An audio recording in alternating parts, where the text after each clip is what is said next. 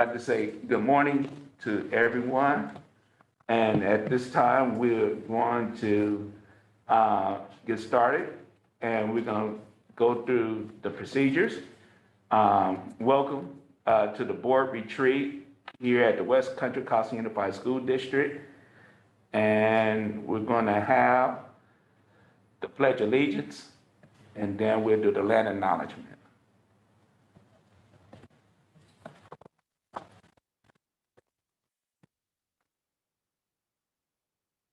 I pledge allegiance to the flag of the United States of America and to the republic for which it stands, one nation, under God, indivisible, with liberty and justice for all. And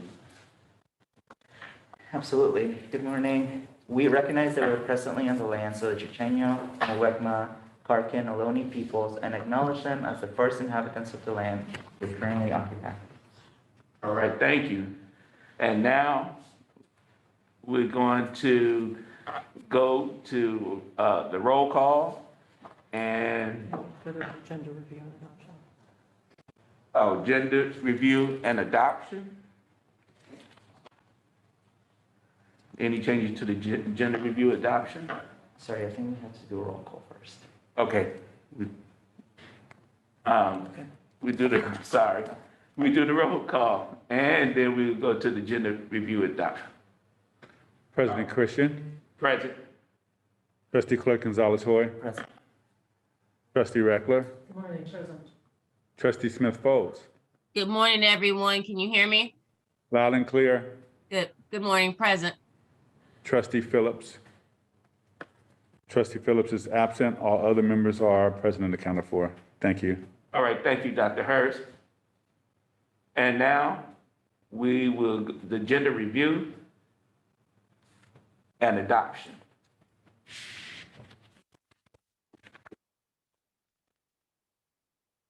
Okay, I'll move that the agenda be approved as presented. 1 second. Okay, it's been moved, it's been second. And to the vote, Clerk Gonzalez-Hoy? Gonzalez-Hoy, yes. All right. Trustee Reckler? Reckler, yes. All right. Trustee Smith-Folds? Smith Folds, yes? All right. And myself a yes. Okay. Okay, now we, Public comment. public comment. Are there any public comment on the board retreat? There's no public comment. All right, thank you. And with no public comment, then we will go into the board retreat. I'd like to say good morning to everyone. I think we're very familiar with Suzette Lovely, Dr. Lovely. She's been working with the board before, especially on governance and also evaluation processes. And Dr. Lovely is also here with us this morning to do our governance retreat this morning, which includes goal setting as well, in addition to governance. And with that, I'm going to turn it over to Dr. Suzette Lovely. Thank you. Good morning, everyone. Thank you for having me today. And I'm really excited, actually, to be able to have this conversation in a little bit less formal setting. This is a board meeting, so it's agendized and, of course, available for the public. But it's also an opportunity for board members to engage with each other, which you don't have a lot of time to do because your agendas are very, very packed. So thank you for setting the time and taking the time to have a separate meeting to really just be examining. We're going to turn the mirror inward today and look at governance and governance structures. We're going to look at structures that are working, structures that may not be working as well as they can. And we're going to get to know each other a little bit better as team members. You work together all the time, but don't necessarily engage around specific team building kinds of things. So we're going to do a little bit of that to get to know a little bit more about each other's styles and how you're thinking and working when you make decisions. And then the afternoon, we'll break for lunch. The afternoon, we will be spending on starting to look at some priorities for the district and then determining next steps. Today really is, what we will get out of today will be what you put in today. And the caliber of the conversations is going to be really, really important, that we're honest and transparent with each other. I've been able to work with you for the last few months, and I think you're a wonderful board and great people and very well intentioned on serving as trustees. And this is going to get you a chance to work more closely, though, together. So that's the purpose. You have an agenda in front of you. I am going to, we're going to use a PowerPoint to go through just to frame our conversations today. If anybody wants this, when we're finished, we'll make sure that Rosa sends it to you. But it helps me organize myself and make sure that we stay on track. So if there's and not anything else from the trustees, and I know Trustee Smith-Foltz, I can't see you right now, but if there's anything, just jump in and unmute if there's something that you want to add as we're going through. But we'll be pausing as well. If there's nothing else, then President Christian, we'll just launch in. Yep. We ready? Oops. So we have one overarching goal for today is talking about an integrated approach to effective governance and strategic goal setting. Effective governance and strategic goal setting doesn't happen through osmosis. It actually takes work. So when you see an effective governing body, whether it's a school board, city council, anybody that's working in public sector or private sector boards for that matter too, people work on working together. And so those are the ways that we're going to spend our time together. So I'm going to just start out, can't see it there, but you've got in front of you 7 rows here. And can I just ask Trustee Smith-Foltz, are you able to see the screen? Yes, I can see it. Thank you. So there's 7 roads here, they're numbered. So just think for a minute about which road you think represents the starting point for your school district in the current year. And I'm going to ask you to share your reason for picking that road. So just look at these roads for a minute. They're different pictures. So thinking you just started the school year about a month ago, been 1 month into school. Anybody want to jump in and start?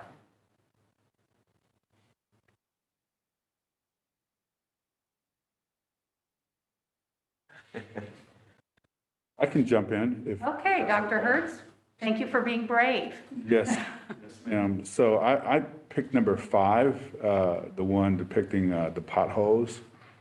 I think the potholes certainly represents to me, if there were bumps, I probably would have picked the bumps, but since it's potholes, certainly things that we can plan for, but certainly we hit either a bump or a pothole in the road. No matter how much we plan during the summer, there were some potholes that we have seen, and in this picture you can clearly see the potholes. But I'm not sure if we saw some of the potholes before us, but certainly we've hit some potholes at the beginning of the year. Okay. Anyone else?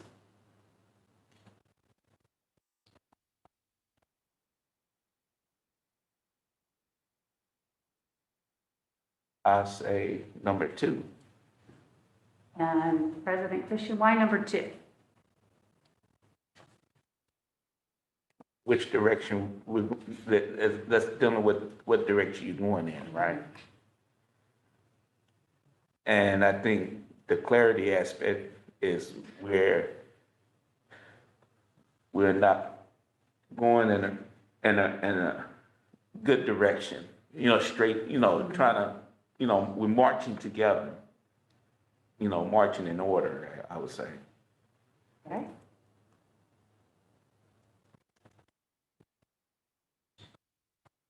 Trustee Reckler or Gonzalez Hoy? I would probably agree with 5. I think that we've probably had days where we've had all of these. On Monday, we were on one. On Monday, you were twisty-turny. On Tuesday, you were on the roundabout. So 5, and why 5 right now at this point in time? Because there have been some bumps on the system. Okay, For me, actually, I kept going back between 1, 5, and 7. And I actually picked 7 because I think it's being stuck in traffic is a good analogy. I think sometimes for education. Anything we do takes us a long time to achieve. And just like being stuck in traffic, anything can be thrown your way.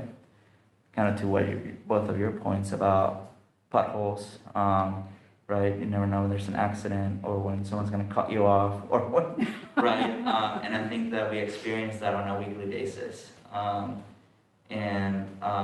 Sometimes we're able to get in the carpool lane and do things quickly, a little faster, if we have the right tools and people in the car to support us. But a lot of the time we're driving by ourselves, right? So 7 really spoke to me. okay. Trustee Smith? I actually picked 7 too. I started off at 5, and then I was like, well, that would be great if there was nobody on the road and we could see it and maneuver around the potholes. But because we're all back in person or in some way, fashion or form in person, then we're definitely 7. Everything else has an empty road on it. We are trying to navigate with everybody in it. So I think that's why I picked 7. That's the most, in my opinion, the most accurate. Great. And an activity like this is just a way, using a metaphor is a good way to get our thinking, instead of just trying to use words of, where do we describe where we are right now? So I think you all gave, great points, and all of them are relevant, whether it's, I call that number 7 gridlock too. And you're right, Demetrio, are we carpooling when we need to, or are we all just single drivers out there clogging up the roads? The potholes certainly mean that we're not going smoothly. We're up.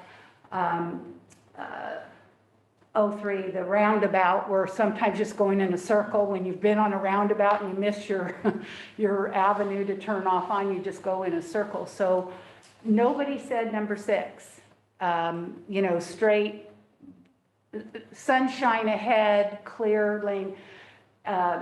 So it's, and many districts are in the same point as you are. And a lot of it has to do with COVID. Although we can't blame everything on the pandemic, there are some real things that occurred because of the pandemic that were certainly out of the board's control, out of the superintendent's control, staff's control. But one of the things I want, the team, and you're a governance team, it's no single individual that is going to get that shiny road straight ahead with lots of unencumbered things in front of it without working together. But what we do know about crises is they are an opportunity for organizations to validate the way your organization responds or change the situation. And I think West Contra Costa now, and again, from having the opportunity to have worked with the superintendent and the board on a couple of other things, I think you're well positioned to change the way you respond. And again, all of the things that happen will happen within this governing body.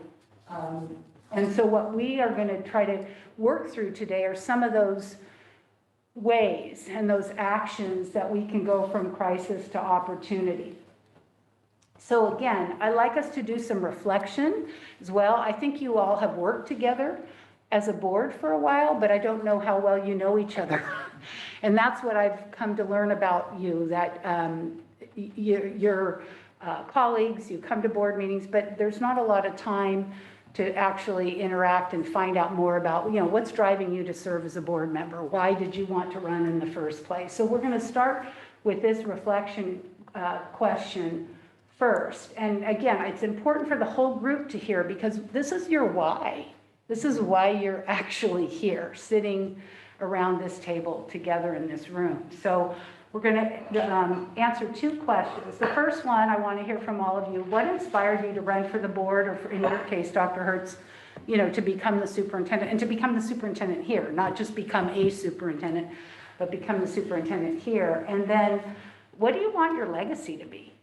None of us are in these positions forever.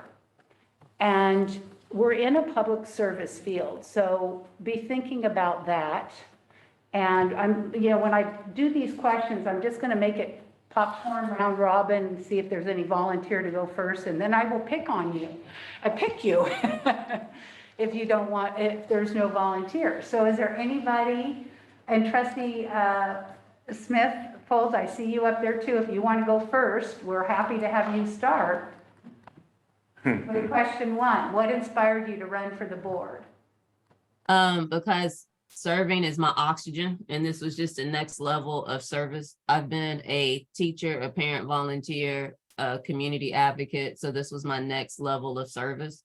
And the school board was an opportunity to serve at a higher level and to impact more people with that service. So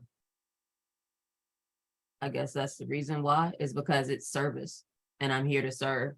I've always been a server and I always wanted to serve. So this is just that next level of service for me. Thank you. I love that word. It's your oxygen. Who wants to go next? What inspired one of you to run for the I'll go there. Go ahead, Oaktree. President Christian? I started out at Oswego High School, campus safety staff, and not only that, but I did a lot of stuff in the community of Richmond, and as a community fighter, fighting for justice, seeing things done right, and then being a safety staff at El Cerrito, I've seen a lot of things happen, and I said, because I cared about the kids, I cared about our young people, and just saw a lot of stuff. I'd say it wasn't cool. So I said, I'm gonna run, and I sacrificed. I really did. I sacrificed. I left my position to be on the board. And not only that, you don't get paid well. You don't. You have to work your other job. So I'm sacrificing. And I'm sacrificing because I care. And I really want to see the best of all of our young people make it. I won't see nobody. And then, and then as being an employee, and when I was in that safety role, you just seen a lot of stuff. And I just want to be that, to make a difference. Thank you for that. Yeah, those of you that were employees, and I know Camilla was an employee too. Yeah, you can't work for the district anymore when you serve on the board, and you do give up a lot, whether it's professionally in that current role or personally with what you give up in your outside life, because there's only still 24 hours in a day. So whatever you take on in your day, i.e. becoming a board member, something has to come off. Something is not being done. So thank you for that, O3. Anybody else want to go next? I can go next. Okay. So it's funny because I think that Leslie probably relates to me on this. I get this question now weekly because we're running for re-election, right? And I think that from space to space, right, I have gotten used to giving the spiel, right? But I've actually been really struggling with this question because of what President Christian talked about. which is the sacrifices that we have to make to be in these roles.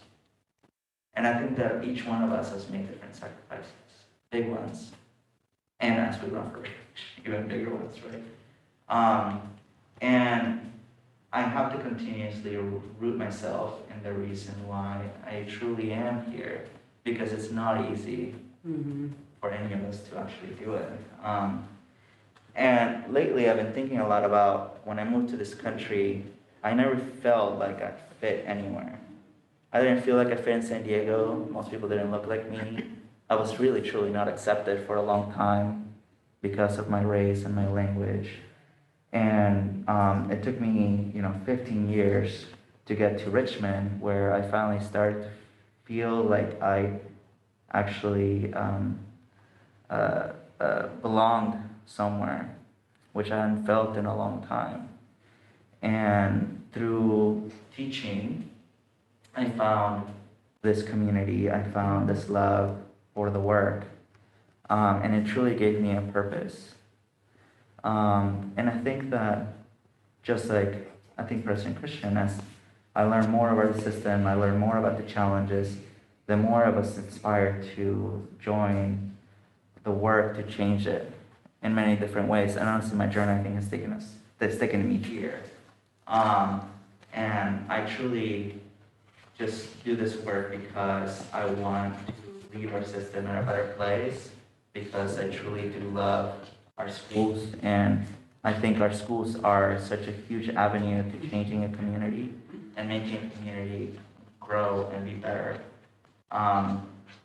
And it is personal. I think that one of the things that I do see is that we all do this work because it's very personal. We either have loved ones that go to our schools, or our students go to our schools who we love, or, my wife obviously teaches at our schools, right? So it is very personal to me to do this work and do it right, and wanting to, every decision we make, to make this place a little bit better.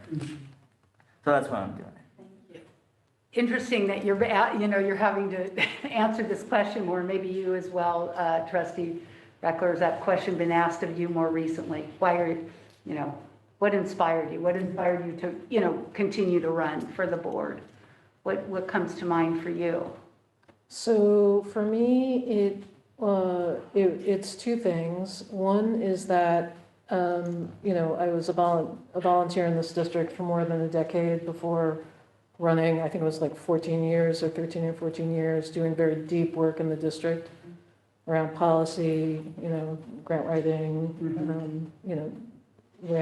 was president of the Bayside Council of PTAs, where I ran, deep volunteer experience, and had watched the board for many years and really felt that parent voice was not represented on the board for many, many years. I could remember like only one person who had anyone enrolled in our schools, and I thought that was a perspective that was really underrepresented. The other reason was that, I've had a kid in the system since 2005. I was here when we were coming out of bankruptcy.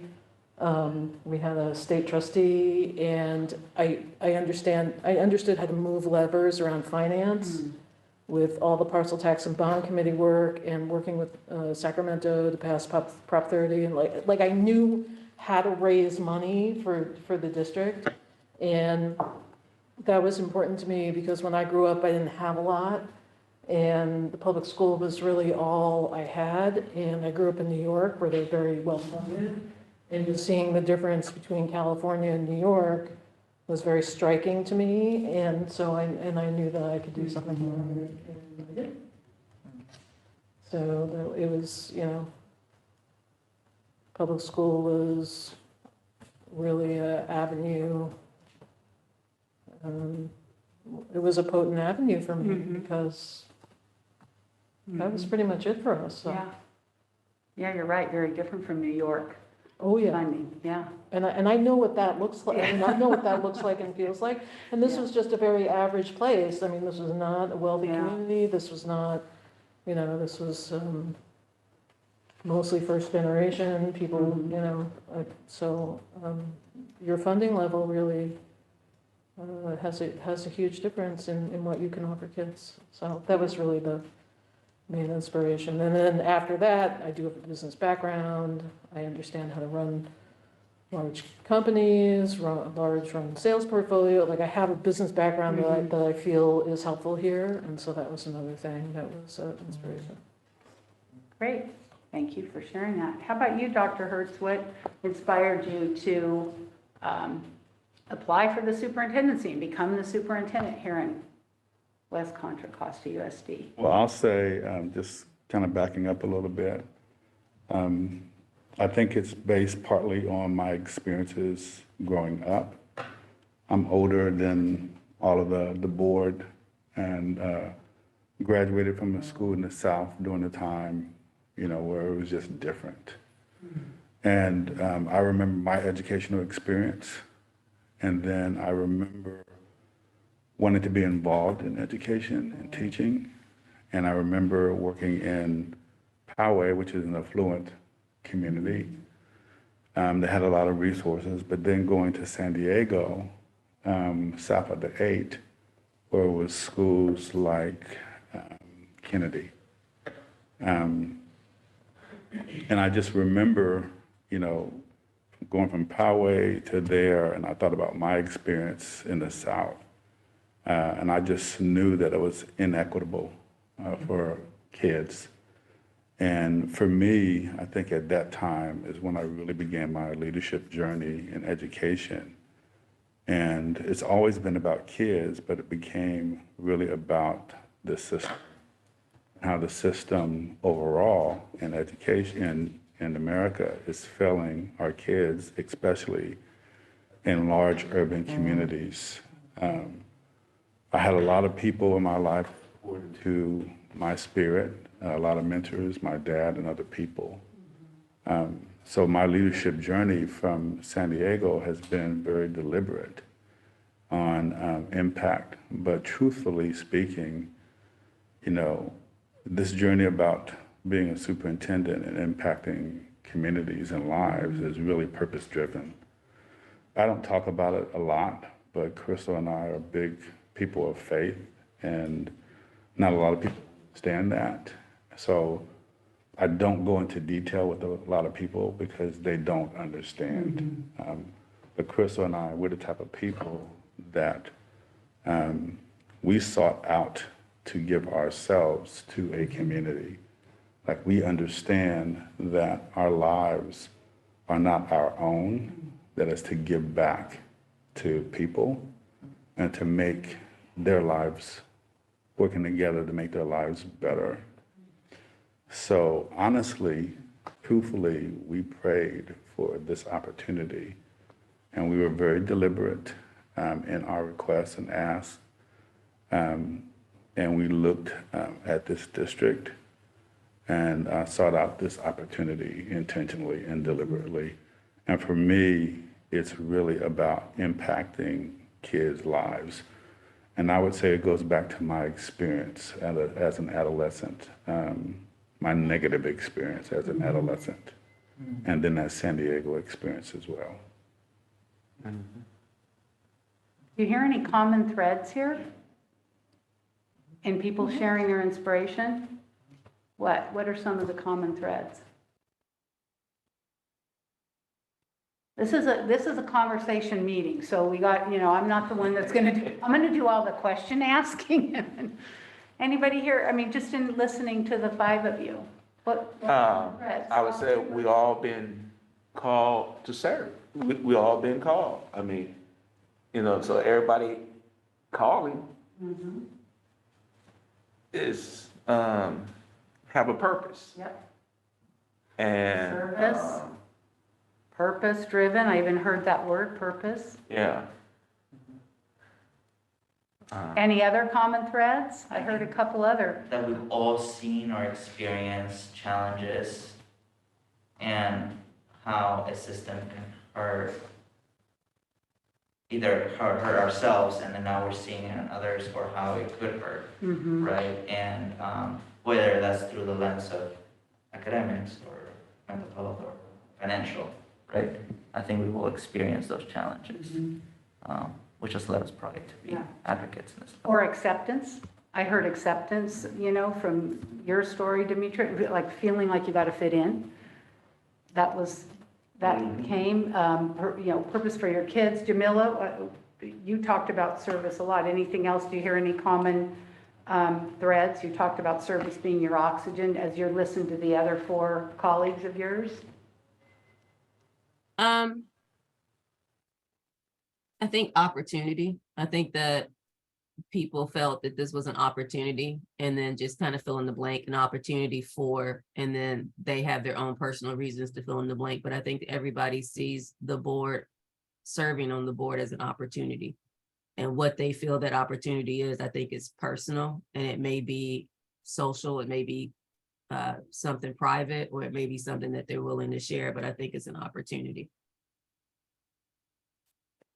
Any other, Leslie, anything else resonate when did you hear any common threads in hearing? Yeah, I think they were all hit, that people thought that they had something to give to make it better. It's also very personal to me. I don't talk about that either, but along similar lines. Okay. This is important to hear everybody's reason, because sometimes when we're at the dais and we're debating an issue, we're voting on an issue, we forget who we are. And it's, and you hear this in negotiations, Demetria, I know you sit at the bargaining table a lot, 03 you probably did, but, focus on the issue, not the person. And so hearing what everybody's common, reason is important for you to remember, so that even if you're not agreeing, you don't like something that someone else said or did, we can get back to that nobleness. I heard of noble reasons. I didn't hear anybody say, I'm here because I don't believe in public education and I think it should be privatized. I'm just, making some, but that's really good. You're starting from a place of common interests.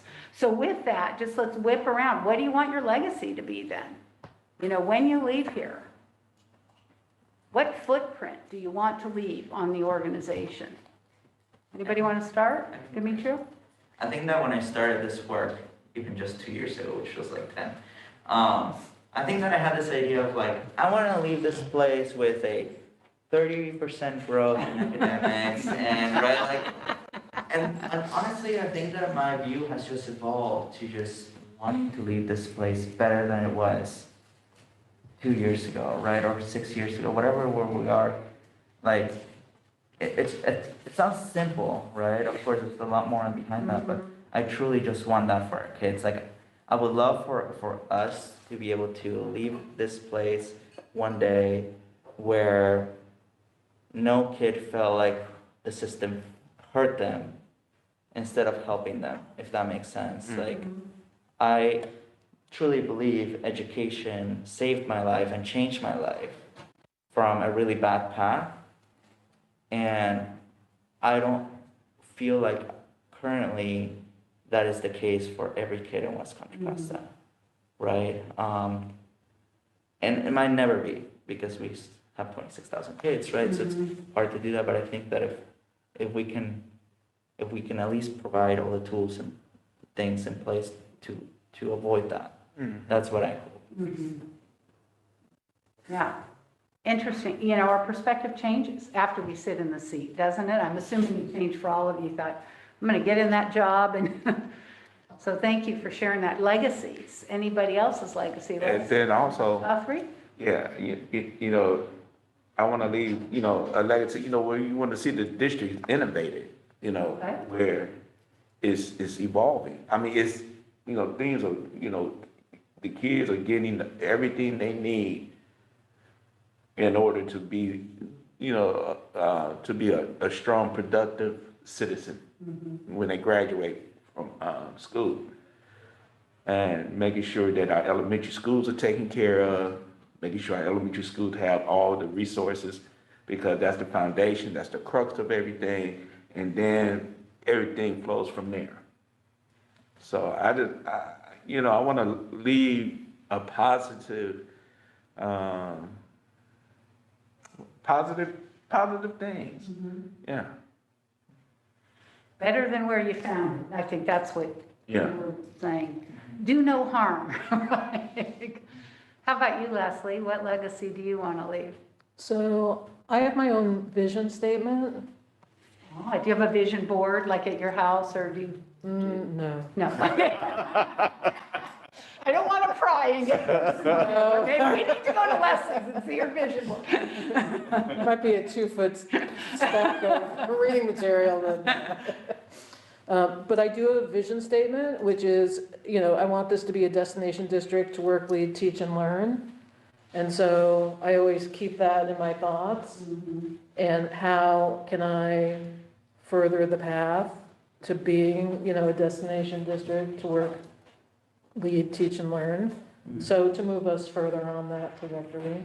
Okay, that's good. Yeah, you want people like, we want to move into this school district. We want to bring our children here. Right, Because, like whether you work here, or whether you're a contractor here, like, so that covers like any type of employee type relationship. If you're leading, so if you're, everybody's leading, but if you're really, moving into a more of a leadership position that you're seeking us to come here. Same thing to teach, like that is a place that I aspire to be, and to learn, that Yeah. you're actively choosing to come here. And to me, it speaks about excellence, it speaks about opportunity, it speaks about always getting better, it speaks about having that brand appeal and that attraction. So, I don't know if I'm gonna get to that exact, but like having a vision statement, is to always be, that's like your, we got to aspire to something. right, it's like your out there goal, so that's, I wanna move, my own personal legacy is that I move us further on that. Good. How about you, Jamila? Do you have a legacy that you want to Uh, leave? yes, voice, whether it's Malcolm or Martin, you get to pick, but everybody has a voice in the district and everybody is able to be heard, listened to, understood, but it's voice, it's a service. Like this is the district and the board have to realize that they're here to serve. That's it. And you will serve people, either they come to you as Malcolm or they come to you as Martin, but they're coming to you for a service and you have to provide that service. So my legacy that I want to leave is having the people understand that the district and the board work for them. Like we work for the people. The people don't work for us. We work for the people and they're going to come to us however they come to us, and we have to serve them no matter what. So I want people to come authentically as themselves, and I want the district to be able to be flexible, be able to understand, be able to serve anybody who comes through those doors. That's my legacy. Very well stated. How about you, Dr. Hertz? Well, I'm a dreamer and a visionary. So when we talk about vision boards, I mean, that's something I believe in. And I am the type of person, I do have my own personal vision statement and mission statement and my own personal core values. And I've shared that with all of the leaders across the organization. I remember Trustee Smith-Folds, she probably doesn't remember this, but one of the first things she said to me when I got here, she said, Dr. Hurst, if you can do that, do it here, you can do it anywhere. And not that I'm going anywhere, but I mean, that kind of thing like resonates with me, and it motivates me to really do my level best for kids. For me, it's always about kids. It's when people say things like that to me, or when people say something like, Chris Hirsch, your purpose is to rewrite the script of education. Like another person said that to me as well. So for me, that's what I want to do with us, with community members, because we can't do it. I can't do it by myself. I can't do it just with staff either.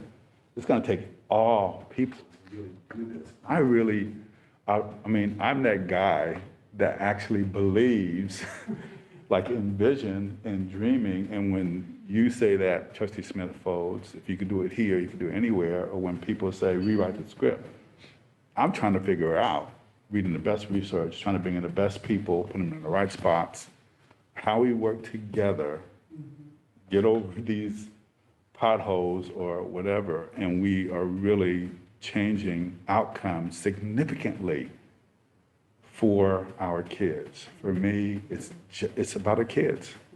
How do we improve the organization for our kids?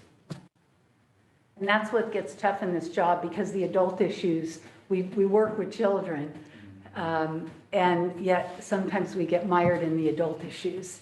Yep. And that's because we have adults working here. So thank you for your candor. We're going to take just a 5-minute break so you can get some refreshments and things. But this was a way to just kind of, let's reintroduce ourselves to each other and get to know a little bit about, why do we care about this work? Again, when we understand others' motives, we can work together more collaboratively toward that goal, whatever that end goal is.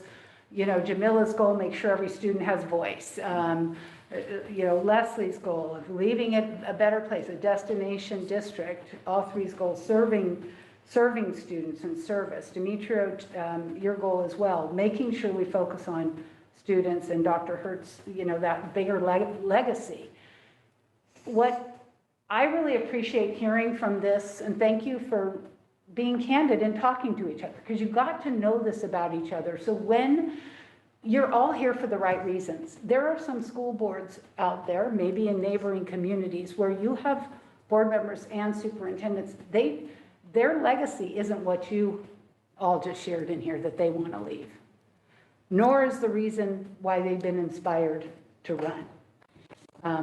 There's things that they want to see very different in the system. And what I heard here consistently was there's a lot of common threads amongst you. So that's a great framework. So we'll take a quick little break. Jamila, take a break. I'd offer you some snacks. They're wonderful, but grab some snacks. We'll be back, okay? Take a quick break.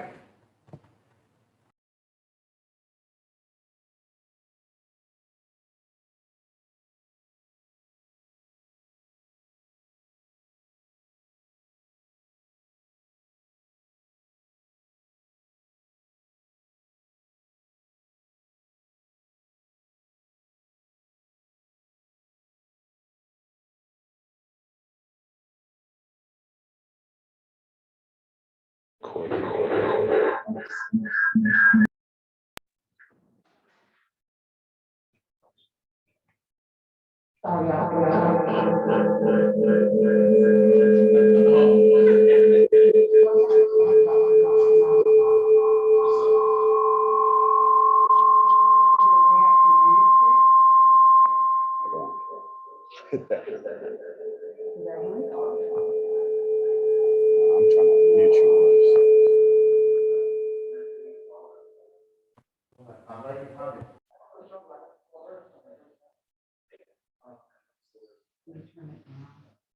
hope I didn't just leave, but I think we didn't leave. Rose is right next door. Sorry. For some reason, your computer froze. Oh, that's her, that's Rose's. Oh.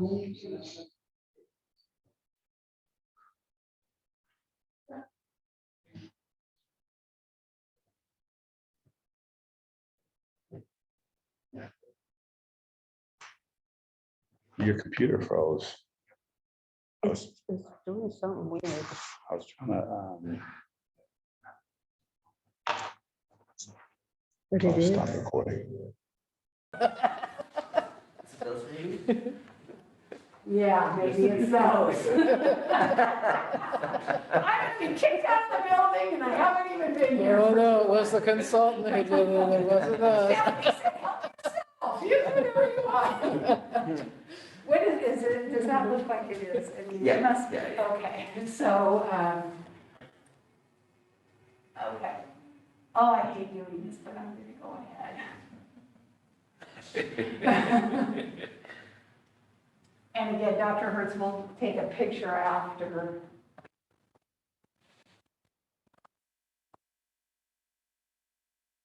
All right, so let's start first. And anybody just jump in, what do we think the nature of your work is individually? Either as a board or superintendent, just one thing at a time, because I'm going to bullet them. Anybody? One thing that you think is the nature of your work individually? So as an individual trustee or an individual To oversee your area, to make sure your area is running. Can I put trustee area in here? Is that what you Yep. call them, trustee areas? Okay. So you each represent a trustee area, a member of the community. I would say being prepared for meetings, to be familiar with the agendas, contents. Reading materials first, you get a lot of reading.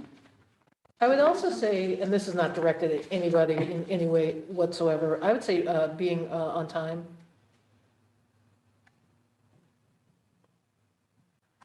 Okay? I think that provide a level of accountability for community.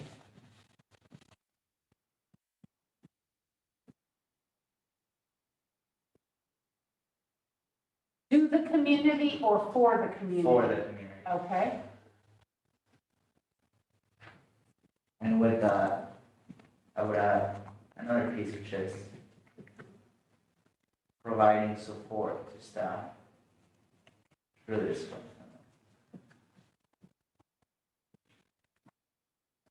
Okay. I think that I you also- have, Hold on, can you hear I us? think you have to And tell- I don't know if you can see what we're writing up here, but. I'm sending can you- pictures. Okay, I think- add, what do you want to add? I think that what you have to do as an individual is, the nature of the work is to tell the truth. Hold on, Vanilla, we might be, Support. Provide. oh, support, sorry. Trustee Smith Falls, can you say that again? I think that the nature of your individual work is to tell the truth.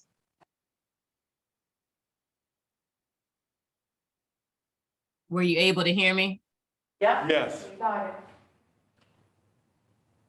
Leslie, I yes. also think if time allows, that there are a lot of opportunities for education, for self-education, Okay. whether it's through CSBA or, you Can know. I call that like professional development? Yeah, or PD, professional yeah, growth, yeah, or- yeah. Yeah, you're learners too, right?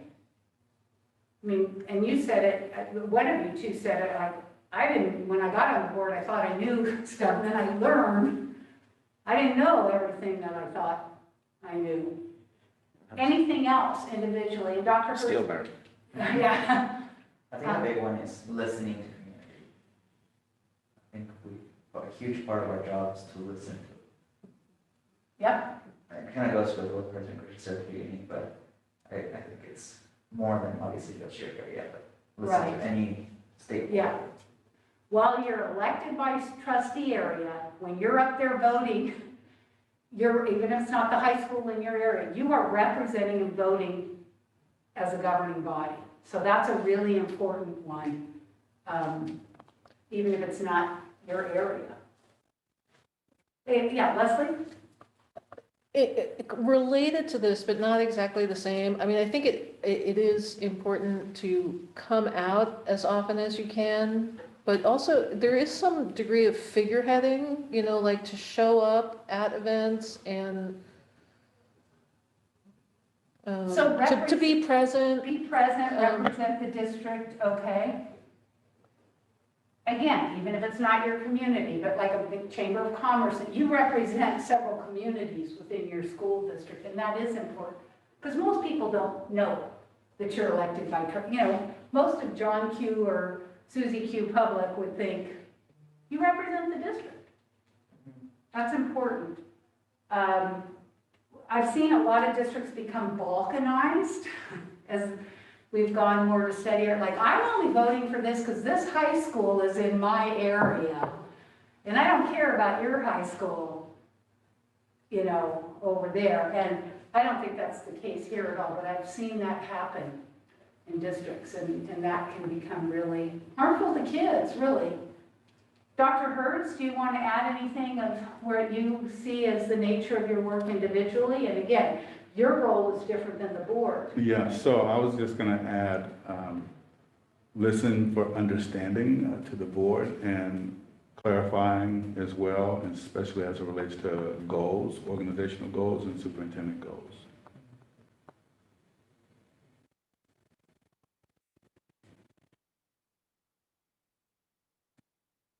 I'm going to put your initials over here too, so we kind of can distinguish, because again, your roles are different, but for superintendent.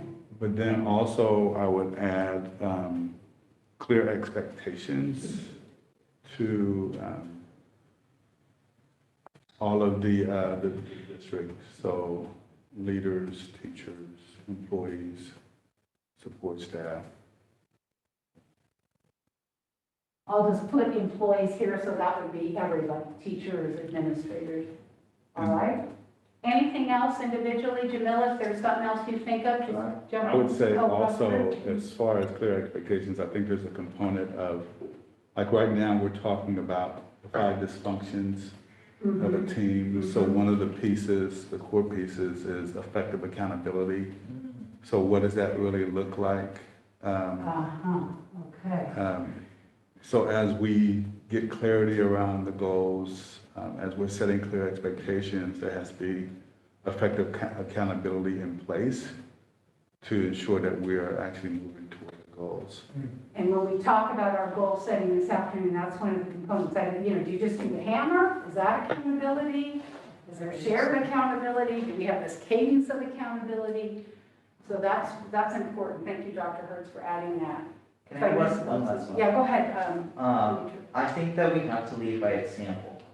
And that can mean if we set a mission, vision, graduate profile, and norms, we have to follow them, right? Because then how do we expect our staff, our superintendent, to the schools, right, to follow what we say? We have to lead by example.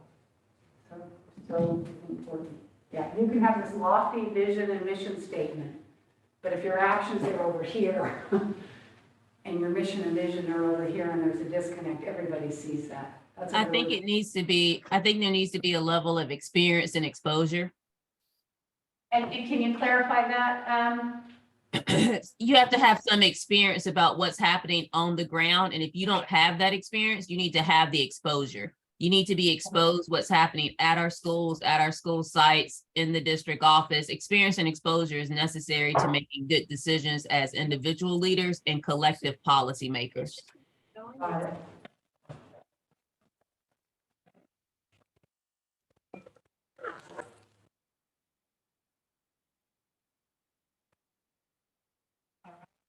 I can make more space over here, so if there's anything else, we can keep adding it. Anything else before we go over kind of to this collective piece? And again, we can ping pong back and forth. So think of this, these are individual responsibilities that you're saying we have as trustees or as a superintendent.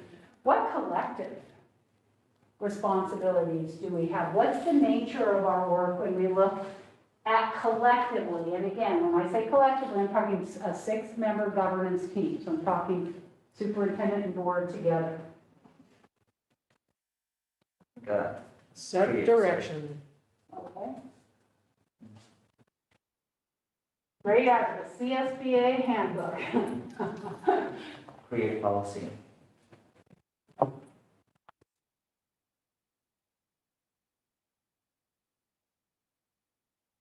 To tell the truth.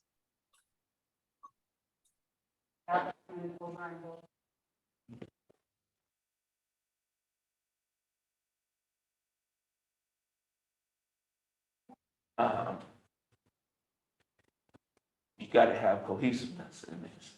You gotta work together. You have to work together. I mean, if we all fight, we can't get the stuff done. I think also you can add that whole theme around effective accountability, or, a system of progress monitoring. And I think along with that, there has to be a cadence to that? So how often are we, reporting out to stakeholders, to the board as well? Mhm. And I don't know if it's already embedded there, but management of the sprint. Yep. And I think it's already maybe. Yeah. Maybe it's implied, Yeah. Mm-hmm.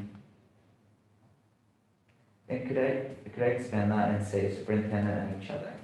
but, okay. Yes.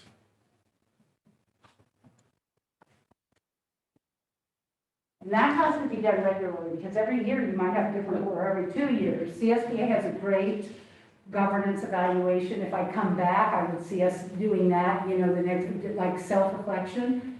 I change it up a little bit, but we have to be doing that and say, hey, you gave this a 3, I gave it a 1. Where's our, superintendent gave it a 2 for we come to meetings prepared. But this is, and CSBA has a great instrument that we can tailor to your governance handbook. This is important because we tell our teachers we want progress monitoring of students. We tell our principals we want teachers evaluated and classified staff evaluated in conversations. But how often do we do it here? So that's a really good one to make sure that we capture. Anything else collectively? And Jamila, just jump in. If you've got anything else. Create and maintain a standard. And what do you mean by a standard? Standard of behavior, standard of following the rules, standard of accountability, standard of evaluation, standard of communication, create and maintain standards. Okay.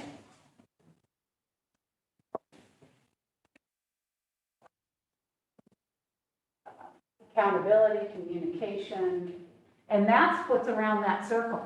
If you look at that circle of the governance framework, there's different places that this comes in. That's a good one to add. We have to do it consistently. Anything else collectively that is the nature of your work, Demetria? Being fiscal responsible. Ah, that's a big one. Wording that, if you can help. Fiscally. Allocate resources, fiscal responsibility. Thank you. Okay. I mean, actually, I think CSBA, well, they should do it correctly. They should have great, they should have great goals, but Yeah. I think CSBA's is, their points are perfect for what you're supposed to do. A lot, this is, what you're saying is exactly what your state organization is saying, model, and national organizations too. Now, are you doing it? Is, that's what we've got to make sure that if there's any disconnects that we're narrowing the gap. But fiscal responsibility, nobody can run their district, in the ground. We can't. Yeah, go ahead. I was gonna say, last year I went to the training down in San Diego, the CSBA. Yeah. New president, did you go for the new president, or you just went to? that was before. Oh, okay. But I noticed how, there was a lot of people there, and people were there, gaining the insight, the information, things they need. And we have to do the same thing. Mm-hmm. We have to stay constantly connected. And a lot of times people, districts, when you go to that conference, you're not making decisions, you're not having a quorum in a session, but you're learning together. You're going to dinner together. That, you're getting to know each other. And you're right, that is really important. And I noticed how you had the superintendent and the board that were there, and they was, you saw one group, they was They're together. presentation, doing all kind of stuff. Yeah. Yeah, and it's a commitment, it's a trek. I think CSBA every other year, they do it in Northern California, but they're doing it in San Diego again, I know, for this December, but it's a commitment. And even if the full board can't go, then, maybe 2 board members go, or 3 board members and the superintendent. But that is a really, CSBA is about the only place that I know where board members can get sessions that relate to their work. You don't want to go to a superintendent conference because that's not your role. But I wish CSBA, I think they do masters in governance and those things, but training, anybody out in here go through masters in governance? So you have Leslie? I did. Did you go through the whole, all 6 modules or whatever? I did. Okay. And Demetria went through, but, I went before. okay. It's hard, it's a lot, I've heard that it's a lot, at least it's virtual now. Back in the day when you had to go, you know, the all-day Saturday session. But it's learning, right? We should be lifelong learners. If we're modeling that for our students and saying our students and our teachers and our staff should be lifelong learners, so that's a good one. Anything else collectively? That's the nature of our work?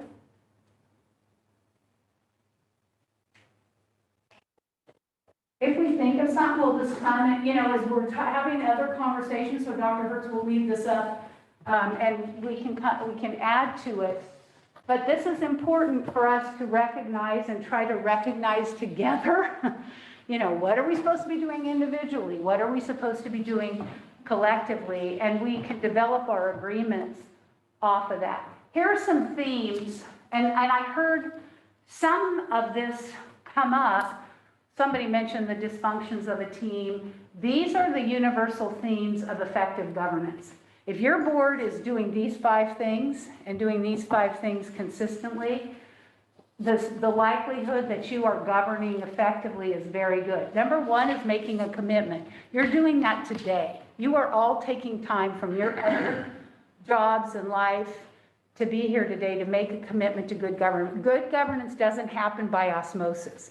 It doesn't happen at the dais by saying, you guys, we got to get our act together. It happens by having conversations around the work. This shared moral imperative, which you guys all shared at the beginning, this higher calling, you've got to have this shared moral imperative. So I think that's something that where you're already at as a group, which is I don't great. want to interrupt, but there's on the top of the slides, there's that black bar again, just so you're aware of it. Let me move it. Okay. I don't know, Dr. Hertz, you know what it is? It's this, so maybe we just move that down below. It's the menu. It's the menu.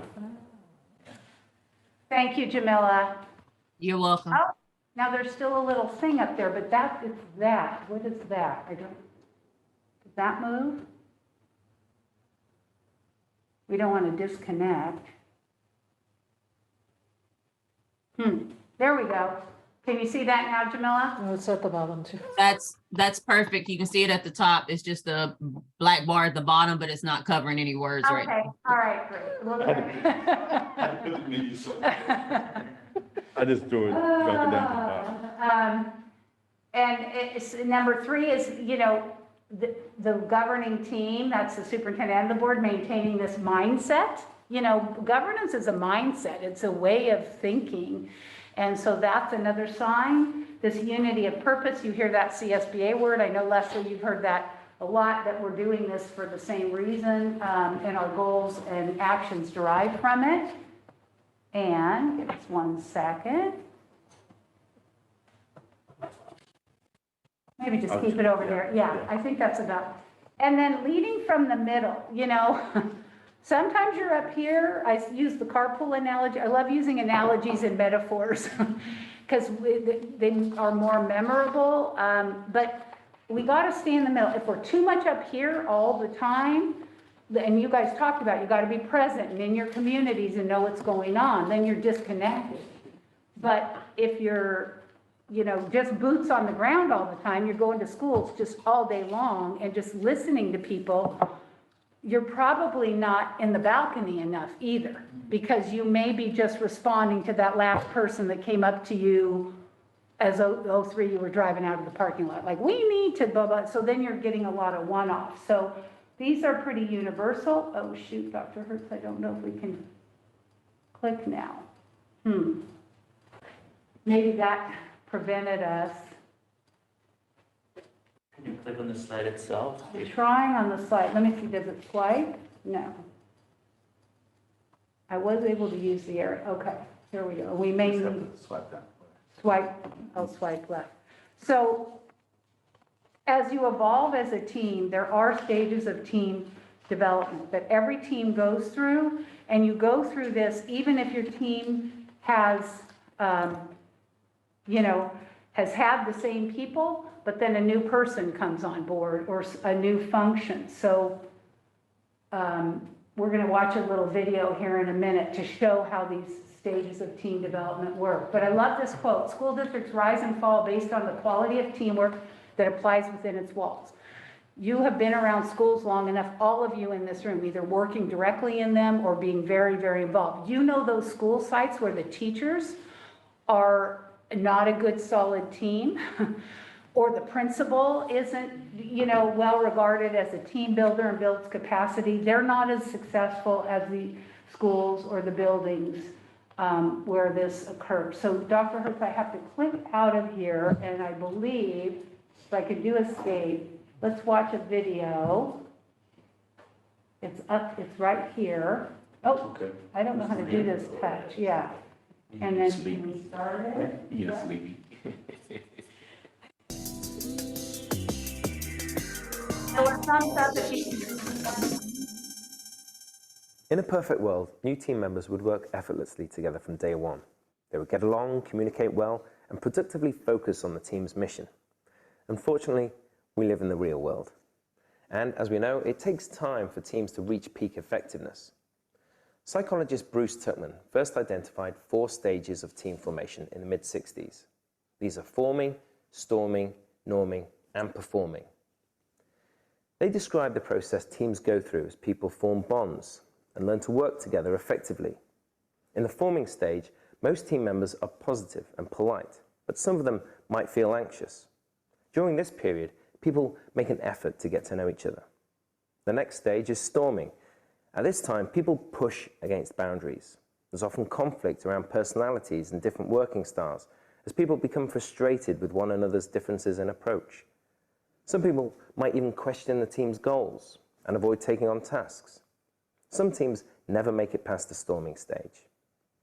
The third stage is norming. This is when people start to resolve their differences, build on one another's strengths, and respect you as a leader. The last stage is performing. Your team members reach this stage when they're able to achieve the group's goal without friction. As a leader at this stage, you can delegate more work and spend time developing each person to be the best they can be.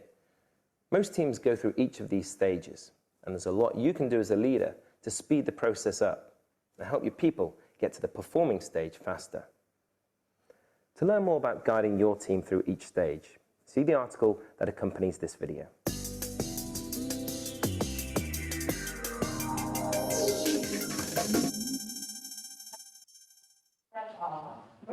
ADP gets managed services.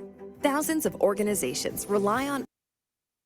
And then we go back here, and then we should be able to do that. Yep. Okay, so we're going to do this as a partner group, still if we can, Dr. Hertz, with Jamila. You tell me if this can work, but we're going to work in pairs. Leslie, I'm going to be your partner. Okay. But you are going to work in pairs. I want to hear, not everybody at once, but then we'll come back and we'll accordion this out. So we have our pairs. We have Jamila and Demetrio. So we'll figure, if you guys go out in a corner to do this. Yeah. And then Chris, you're going to work with 03. Leslie, Mr.'s not here, so I'll be your partner. So what we're going to do in our pairs, and we're going to spend about 8 minutes or so on this together, and then we're going to come back. It's 11:08, so maybe 7-8 minutes with these 3 questions. And so one person in the pairing will be a note taker too, because we're going to then share out to see if we have any collective consensus. So thinking about those 4 stages, forming, storming, norming, and performing, and they're on your agenda. So if you look on your agenda gives you the definition of what happens in each of those stages. So with your pairing, try to see what stage you think the governance team currently is. This is today, not what you were in 3 months ago or what you might be in 3 months, but talk about which stage and why you think you're in that stage, and then jot down some ideas. To move to the next stage, what do you think the board would need from the superintendent? What do you think the superintendent would need from the board? And what might board members need from each other? And we've got some original brainstorming over there with some individual and collective thoughts. Does that make sense? Does that work? Okay, so Demetra, will you be able to figure out how you and Jamila can connect? And then Dr. Hirsch, you and O3 want to just get chairs next to each other? We're already next to each other, Leslie, so we can come a little bit closer. And it is 11:08, so we'll do a check-in like at 11:10, in 10 minutes, so about 11:20, okay? And you're gonna turn it on.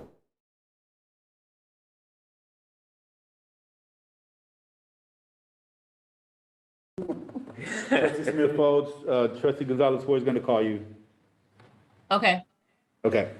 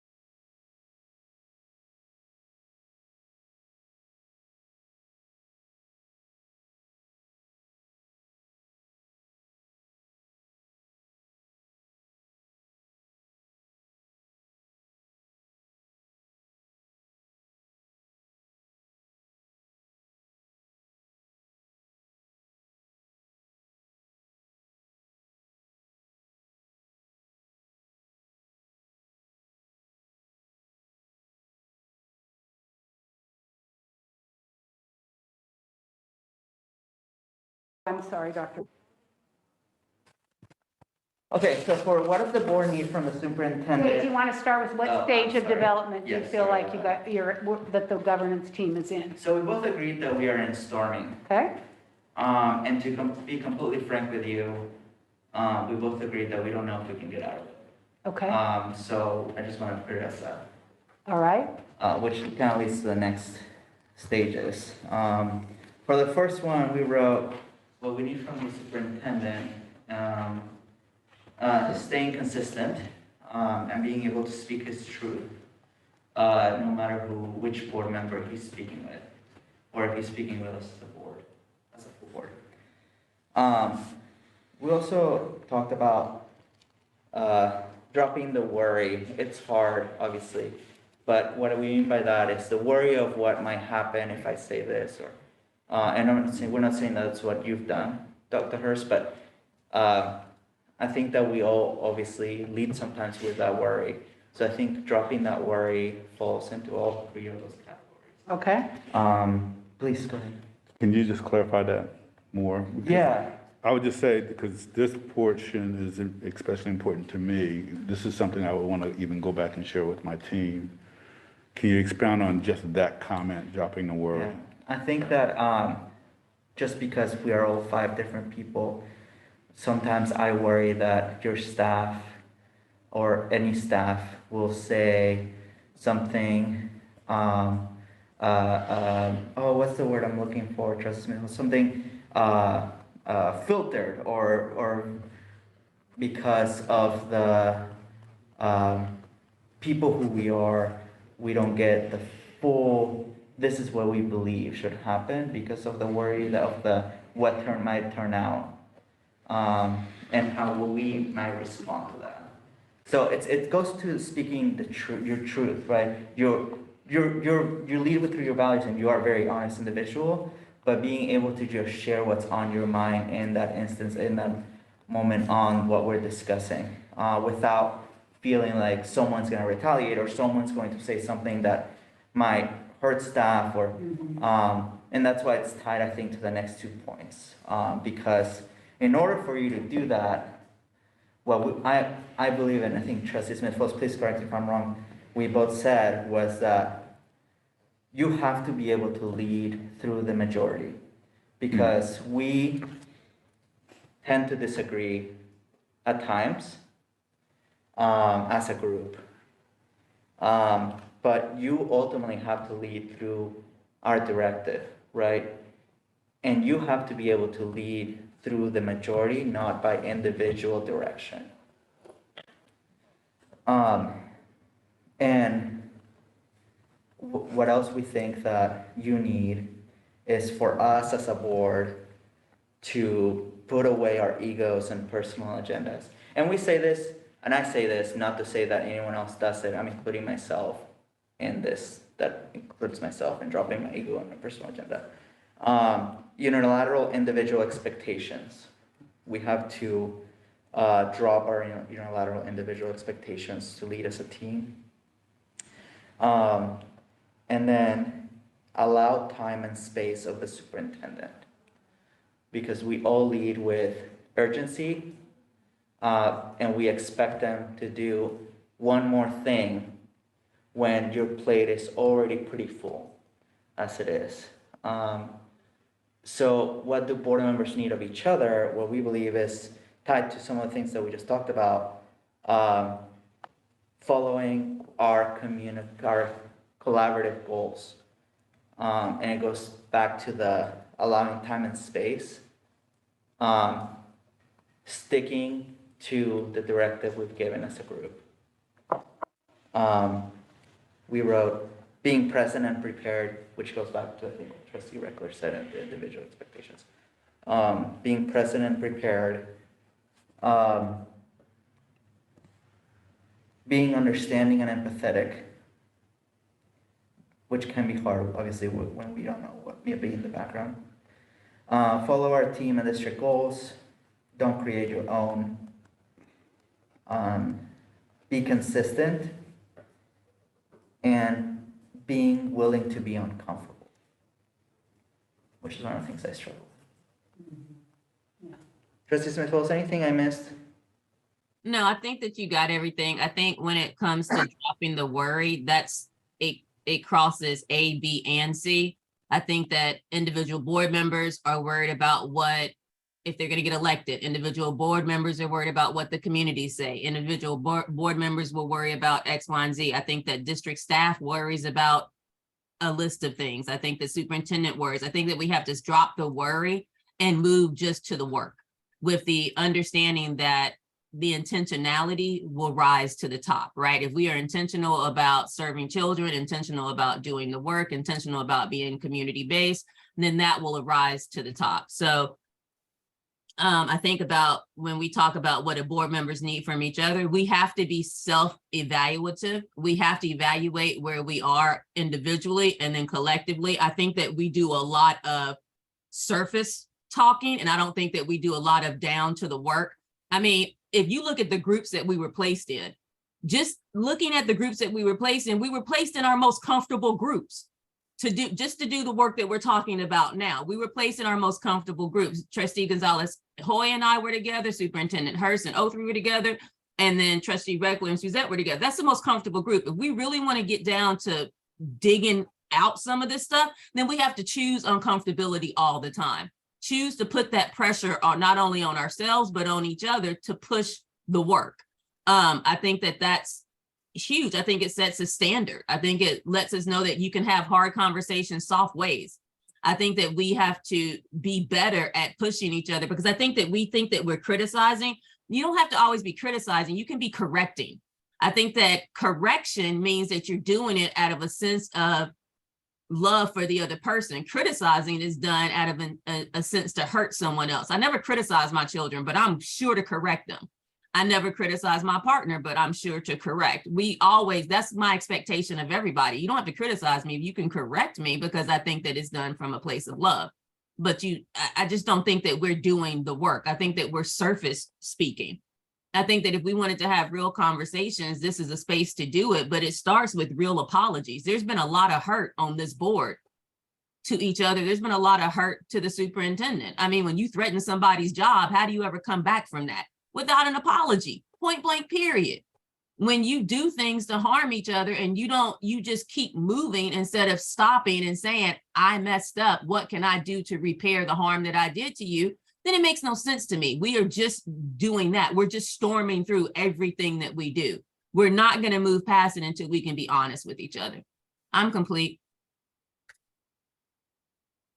Thank you, Jamila. Go ahead, Chris. So there's a lot to unpack, and I just want to know, as we are sharing this, is this an opportunity for us to have a discussion, or I understand that there's time limitations as well? But this is your time. This is what this is for. So there's a couple of things that was shared that really has to be unpacked. So like dropping the worry, thank you for clarifying that, and I just need to hear from other board members, like your thoughts on that, because that's important for me, just listening to your explanation.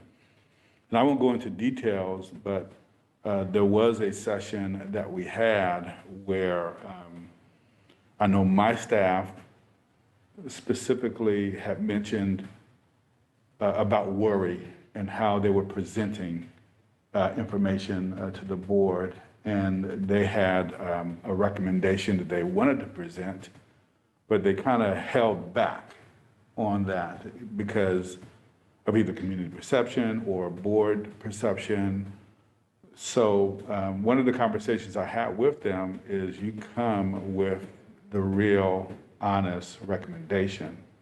And then that's where the conversation, the discussion starts.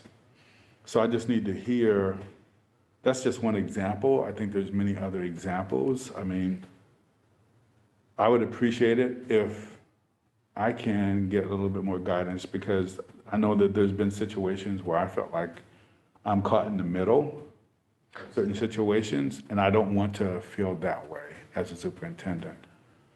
I really want to be able to, here's what the superintendent thinks. I mean, if you're going to ask a question and you really want the real response, then I'm certainly willing to do that. So that's one thing. You used the last board meeting? Yeah, I just didn't want to disclose anything that was covered in the closed session. So I'm being very general right now. So, and the other thing was just the realization of like directing the superintendent, and then how some things can come across as directing. And I'm glad you said what you said, because as I was sharing with President Christian, you know, I deal with the board, I deal with the community, I deal with staff as well. And now I get even requests from students, believe it or not. Was it a question? Students. Students, okay. Students will email me with different requests. So they got my email, they'll send me, and I follow through. But just understanding that, there's a lot of requests that come in on a daily basis. So one of the things I said from the superintendent, what I need from the board is that understanding that multiple requests are coming in, and then how do we manage that as a board? If there's an expectation of something that you would like to see, does it come back to an agreement with the board? There's 3 that says, yes, we're going to move in this direction, or, you know, you're just giving me a request to consider something or moving in a certain direction as well. So those are 2 items that I just wanted to put out there. Dropping the worry is really important for me. Being unfiltered is speaking your truth is really important to the team. And then I think also just understanding the number of requests that's coming in from multiple directions, especially as it relates to goals, because I am goal results oriented. So getting these goals and clarifying this is really important. And we can really drive and move forward the district, but understanding we'll still have multiple requests, and how do we manage that? So. Any board members want to respond to that? Because this is, Jamila, to your point, yeah, this is a conversation. I mean, it's a board meeting, so, and I appreciate Dr. Hurt, we're live, so we're not going to disclose things from closed session. This isn't a closed session meeting, but talk about it. I was just going to say this, in a general sense, it's respect. You know, how we respect each other, and not to disrespect, and not to talk or belittle or put somebody down, or it's about, well, it's about having that, you know, having that respect, not just, anyway, in that area. I think it's about being consistent. So Dr. Hurst, you know, when I went down to the district office and talked to your staff and let them tell me how they felt that I was interacting with them, and then making an adjustment from that point on, right? Acknowledging, validating what they were feeling, and then making some adjustments, because there's no leadership if it's fear-based. Right? They can't take direction from you that's taking direction from us if it's all fear-based. There has to be a relationship base. And that was one way of moving to forming a relationship. Now, for better or worse, it happened, right? So then it's now moving to the next stage of, okay, this is some of the agreements that we made. Ask questions during the agenda review. Make sure that you're being careful with putting time limits on it. How are you coming off and people are receiving you? All of that stuff, again, is correction, not criticism.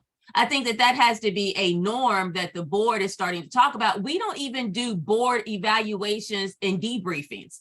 And we should debrief after each board meeting to figure out where we are, what we need to do, and are we on the right path? There should be a way of debriefing to make sure that you understand and are clear with the direction, because we speak 5 different languages, right? We absolutely, all 5 of us have different way of communicating, and we have to be able to turn around and be in one voice so you're able to do the job that we expect of you. It's unfair to do it any other way, but we don't have time to turn around and ask each other, okay, was that direction clear? Do you understand what we're asking you as a majority of 3, 4, or 5? We don't do that because we don't do the work. I think that this board is so afraid of hearing the answer that they don't ask no questions. We have to be able to ask the question to hold each other accountable and hold the systems accountable. And I think that that's something that we have to start leaning into doing. We have to be able to do that. It wasn't easy sitting down there hearing people say X, Y, and Z about you, but it was necessary. It was necessary to be able to take what I'm going to take and leave what I'm going to leave. Do you understand what I'm saying? So I think that that's something that we have to do, but we all have to be able to, the level of hypocrisy has to go way, way down. We can't expect to say, okay, 6 months ago, it was like everybody has to go to agenda review. And now some people don't show up to agenda review. That doesn't make sense to me. That's being inconsistent. That's being inconsistent, and it's not holding ourselves to a standard, right? It's one of those things that we have to be able to hold ourselves as board members to a standard that what's good for the goose is good for the gander. It doesn't work any other way. It just doesn't work. Go ahead, Demetra. Thank you, Jamila. Demetra. Thank you. Yeah, I think that I agree with what everybody's saying. Absolutely. I think that it comes to rooting everything with respect, like President Christian said, but I think that where we struggle and why I don't believe that we can get out of storming is because we're not able to we are going to disagree because even though we understand where we all come from, we have very different views and vision on how to make whatever we want happen, right? So I think disagreement is healthy. I think our problem of why we can't move forward is because we can't, including myself sometimes, can't make a decision by majority and then be able to move forward as a team. Whatever that decision was, we're not able to move forward from that. I'll tell you all what I really has been difficult for me the last 2 years is that I have to hear constantly 3 meetings later how a decision I made was bad in public, right? I struggle with that because I lose respect and I lose empathy on whoever's saying that, right? Well, if the board hadn't done this, right? And I think that hearing that over and over leads to lack of wanting to listen to that other individual, whoever that is, right? Including myself, right? If I was to say it, I think that that's the difficulty because I think that we can disagree. And if my vote was in the small minority or it wasn't my way, that's just the nature of the work, right? And I think that we have to be okay with that. Even if that night I'm still upset and the next day I'm still upset and I might still be upset over what happened, we ultimately have to be like, well, at the end of the day, we are a democratic group and I have to be okay with that decision and not hold the system, the superintendent, and each other to that anger or to that issue for the next 4 years, right? Because then the next time that we're disagreeing, it just builds on that and builds on that and builds on that to the point where we're not listening to each other, to the point where we're just reacting angrily, to the point where we always go back to that first decision I disagree with and then the next 15, right? That's been, I think, my biggest challenge with working with each other. How do you move past that? Because that's not, the superintendent can't do that, or certainly individually. And this is where we have to have those honest conversations. So how do you move past? You can set all the norms you want, and you guys will have your norms, but if they're not followed, or it isn't one of your norms, how do you get past it so you can get out of the storming stage? Because we know if you stay in the storming stage, you're not functional to the degree that you could and should be.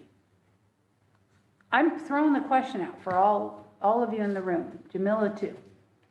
I think a big elephant in the room is that there's only 4 people, right? So I mean, like ultimately, right? Like my hope is that at least 4 of us today will come out with a communal understanding, right, of what that looks like, and then all 5 of us eventually we'll get there. So I'm going to list that under. I'm taking notes here too, because as you start moving, remember this can't happen in one workshop. That's why the board has to commit to regular, ongoing training. But that what I heard, Demetra, and I want to make sure I capture it, is then move on once the majority votes from a decision and not come back and future board meetings and bring, you know, if you were one that voted against something or supported, is that how you're conveying that? Yeah. I think we have to call each other out. Calling each other out is not a bad thing, but we have stuff that happen in the board meetings and we don't say anything. We don't say anything to each other's. We don't say anything to protect each other. We don't say anything to protect the system. We don't say anything to protect the superintendent. We don't say anything to create a norm. We don't say anything to create a standard. We don't say anything. It's just, we're not quick enough or brave enough or courageous enough or astute enough or whatever adjective you want to put in there, or haven't created a space to be able to stop it in the moment. And I think that that's one of the things that we do very poorly as a board is we don't stop it in the moment. And that builds resentment, right? And it builds that sense of, can we trust each other and are we safe with each other? Is the district safe with us? Is the community safe with us? Is our board members safe with each other? And I think the answer is no, because we don't stop each other from going off the rails. We sit at the very top. And if we don't stop the negative comments, the bad behavior, the whatever it is, if we don't stop it in the moment, we're setting a standard of not protecting, not being a protective board. And I think that that's something that we have to stop. We can look at the last 2 board meetings and we can go back further than that. It's at every board meeting, there's something that we should have as a board should have been like, time out, wait, that's not okay. And it either to each other or to the superintendent, or the superintendent should have been able to stop us, or whatever it is. We don't create that safe space for it to happen. And it creates a sense of A, instability, lack of trust, C, the worry, right? Because you don't know when to do it, because we haven't set a standard of it's okay to do it. I mean, listen, all of us have had moments where we wanted to say something to the parliamentarian and we haven't done it. Right? All of us have had moments where we wanted to say something to the audience, be like, whoa, that's aggressive, or whoa, that's like out of pocket, or whatever, and we haven't done it. We have to start really being courageous and brave in those spaces of governance to say, this is what we're going to accept and this is what we're not. And even when we're talking to each other, especially when we're talking to each other, if we cannot have that self-regulation like we need to have. So this is a good point to make a commitment. Chris has something to say, but you know, we can talk about this over and over again. We've got the problem identified. Is there a commitment? Chris, what do you have to say? What, you have a parliamentarian, how, you know, is this something we can stop right away? Go ahead. Yeah, I was just going to echo what Trustee Smith-Folds was saying. As board members were talking here, I just wrote down this question: how do we hold each other accountable? And that was before you actually said that, Trustee Smith-Folds. And I do believe that that is certainly an issue. And I firmly believe public comment is for the public, and they can come and say what they want unless it's something, you know, discriminatory or racist or something of that nature, then that needs to be stopped. However, I've been talking about core values since I've been here, and I think we all know that. And you know, we all know what core values are, but I think there's pockets within the community that just come in and they, you know, just talk about the district in a disparaging way. And it's not always the case. So there's bumps in the road, there's potholes, yes, but we have staff that are working hard. And it's almost like this bullying mentality. And I have seen staff members just come in, not staff members, but yeah, some staff, community members, and they'll just come in and there's this constant message and they're just belittling staff. And you can watch their demeanor. I mean, I'm not sure if you're all watching on the camera, but if you watch the posture of staff, they're sinking down in a chair, their head is down, and they're typically like probably on their phone, like texting each other saying, can you believe this? You know, that's one level. But then when you have it from a board member or board members that's doing it as well, and I agree with Trustee Smith-Folds, it's happening. And how do we respond? How do I respond as a superintendent? I watched where even board members have said in the public meeting, the tone, the way you ask a question, the way you go after staff. Staff doesn't deserve that. I mean, one of the pieces I believe is that we should support the district, meaning, our board members. We should be the biggest cheerleaders. Are we perfect? No. And you say this a lot as well, Trustee Smith-Folds, you're not going to just hand out like the sticker. You're not that person. But for someone to come to a board meeting and to go after staff that way, asking a question a certain way, it's just not appropriate. And how do I, as a superintendent, say respectfully, can we watch how we're speaking to staff?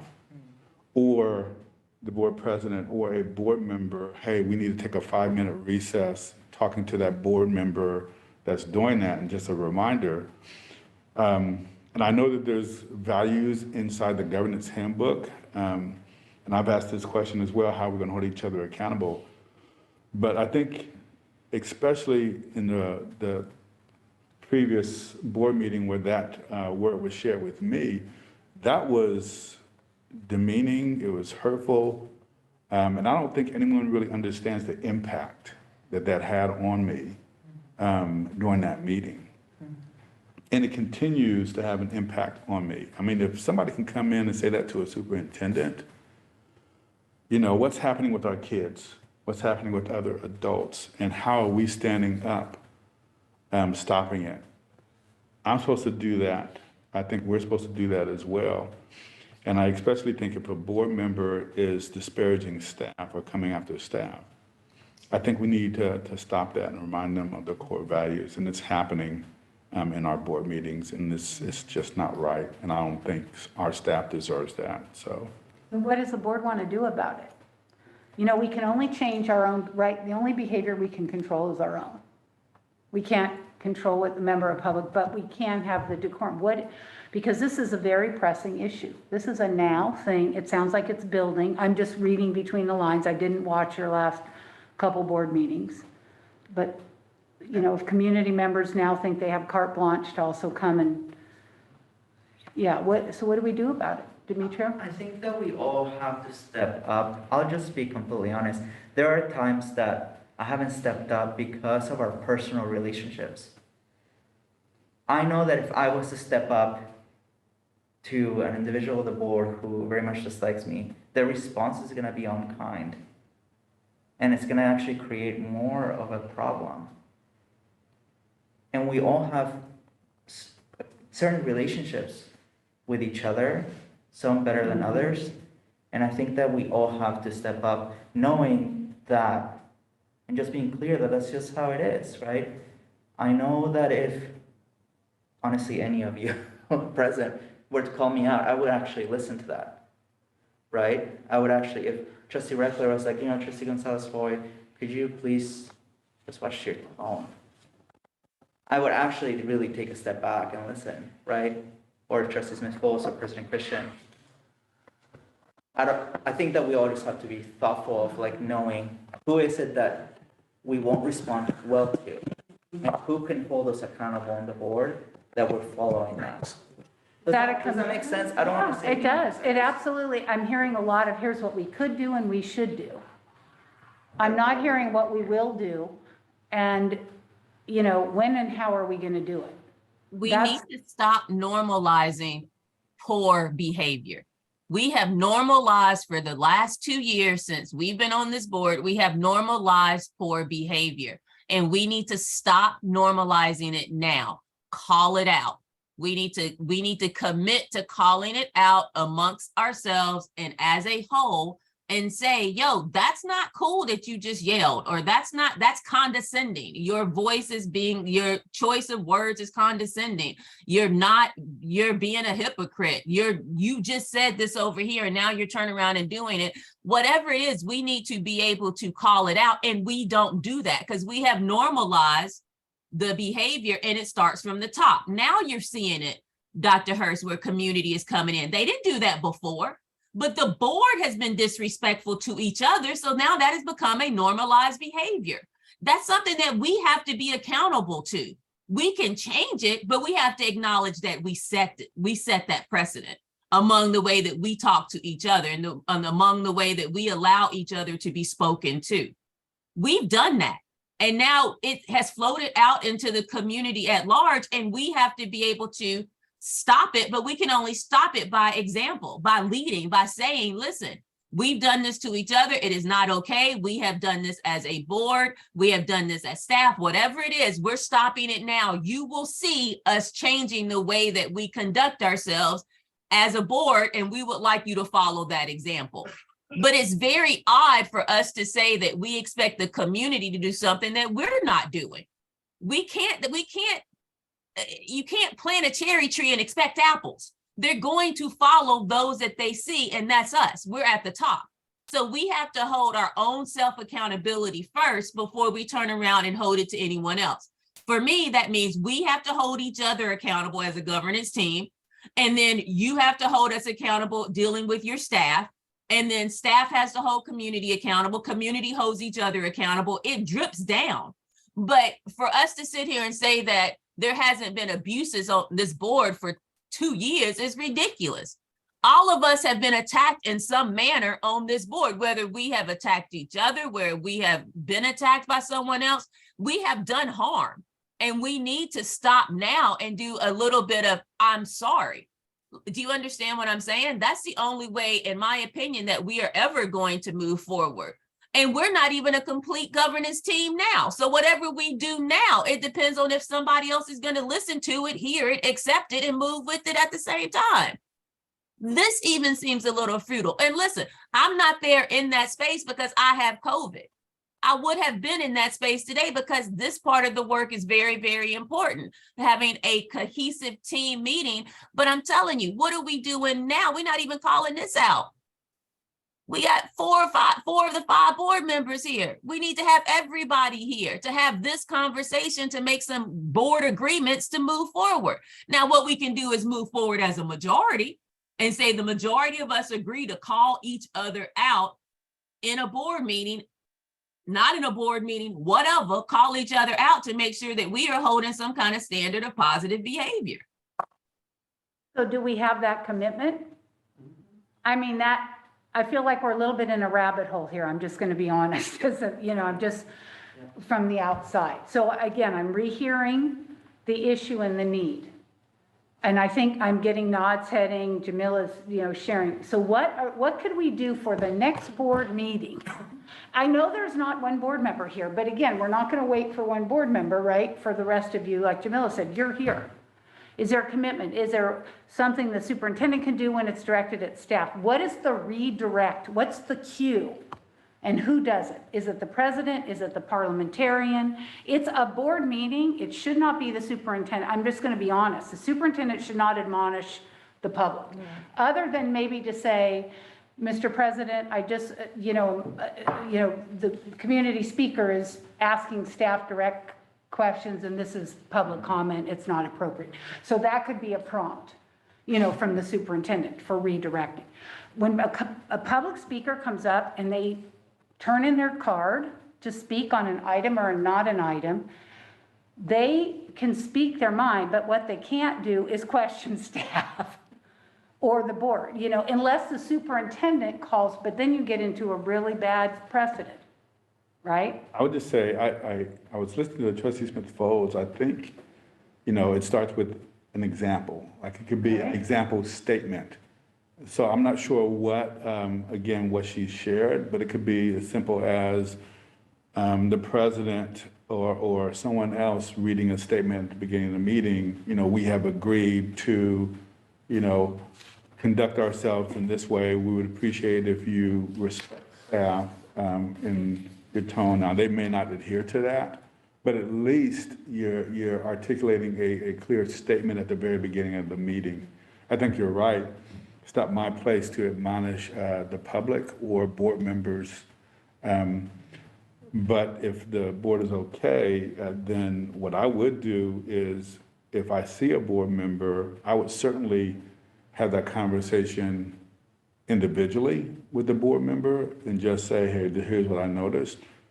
But I'm not sure if the board wants me to ask for a recess to have a conversation with a board member. I think that's kind of public as well.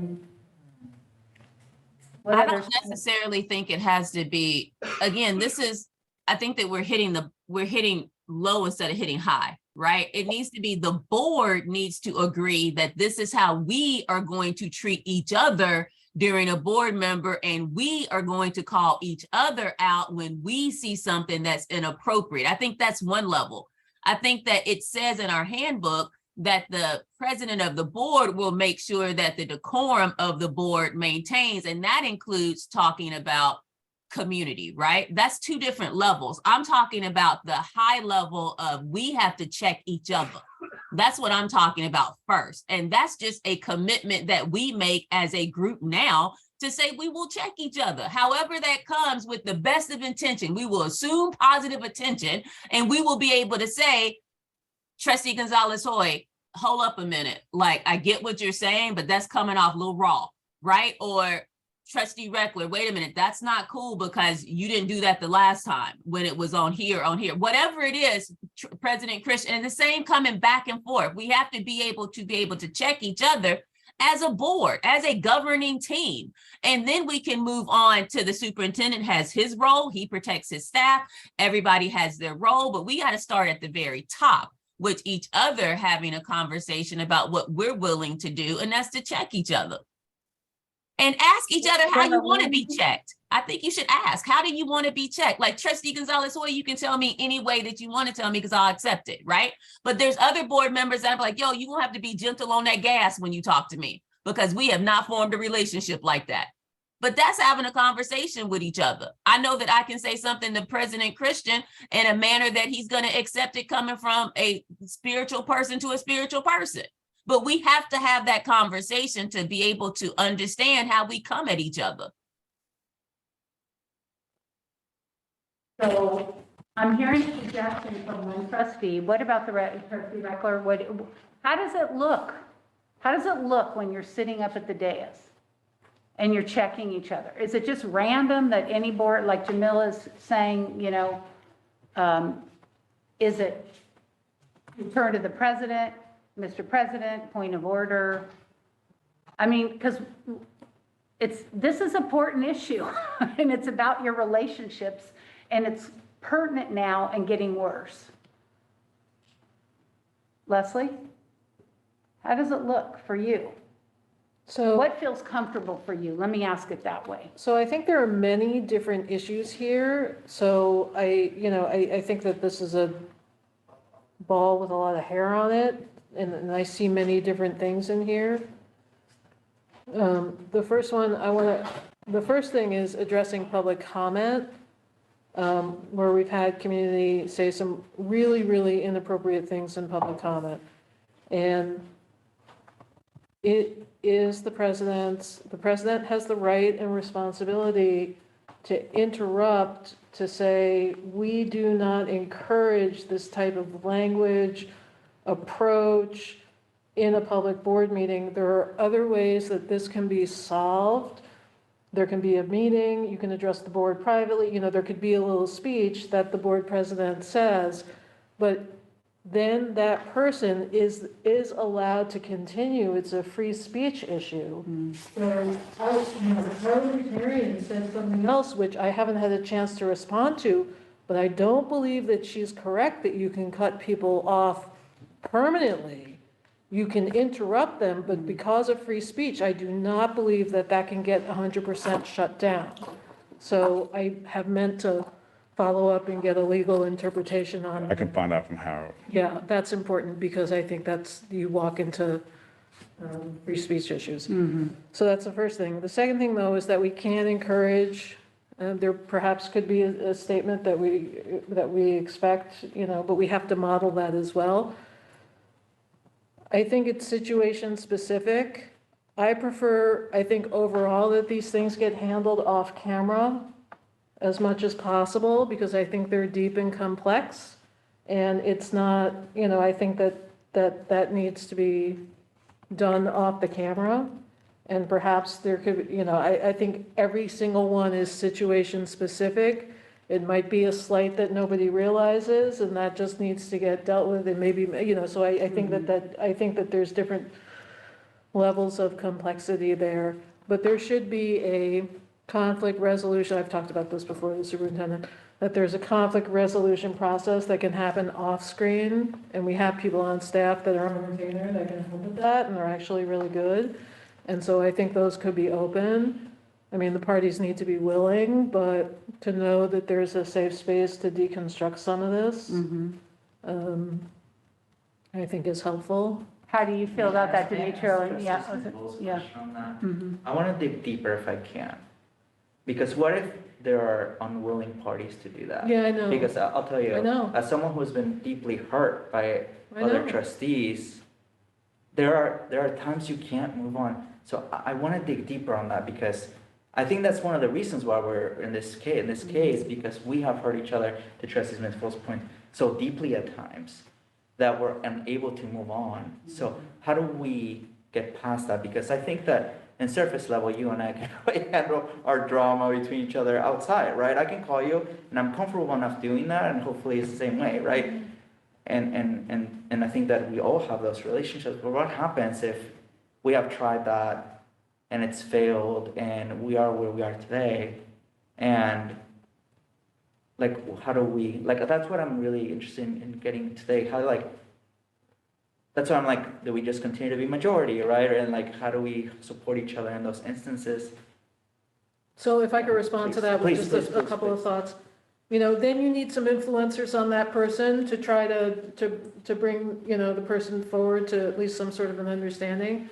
And if not, then we do need to move on. I mean, we have to continue to encourage, but, there does come to, we are open, we would like to resolve, I would like to resolve, and then you never fully close the door, but, sometimes it's just, that's just my. my Are opinion people on in it. this room that are here today with us willing to do that, even commit to when that happens? And then if there's that one-on-one, you got to be careful, but you could certainly call one trustee after a meeting.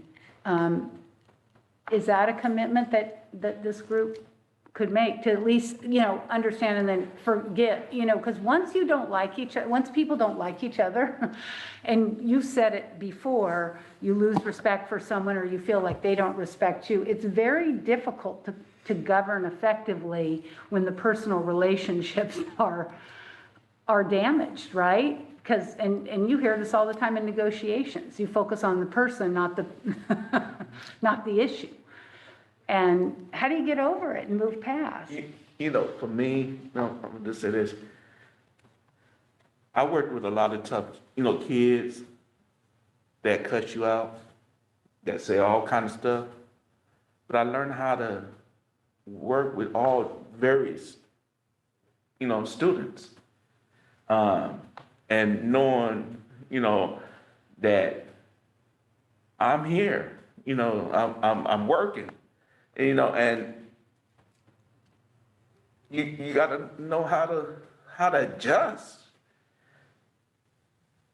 and if you don't,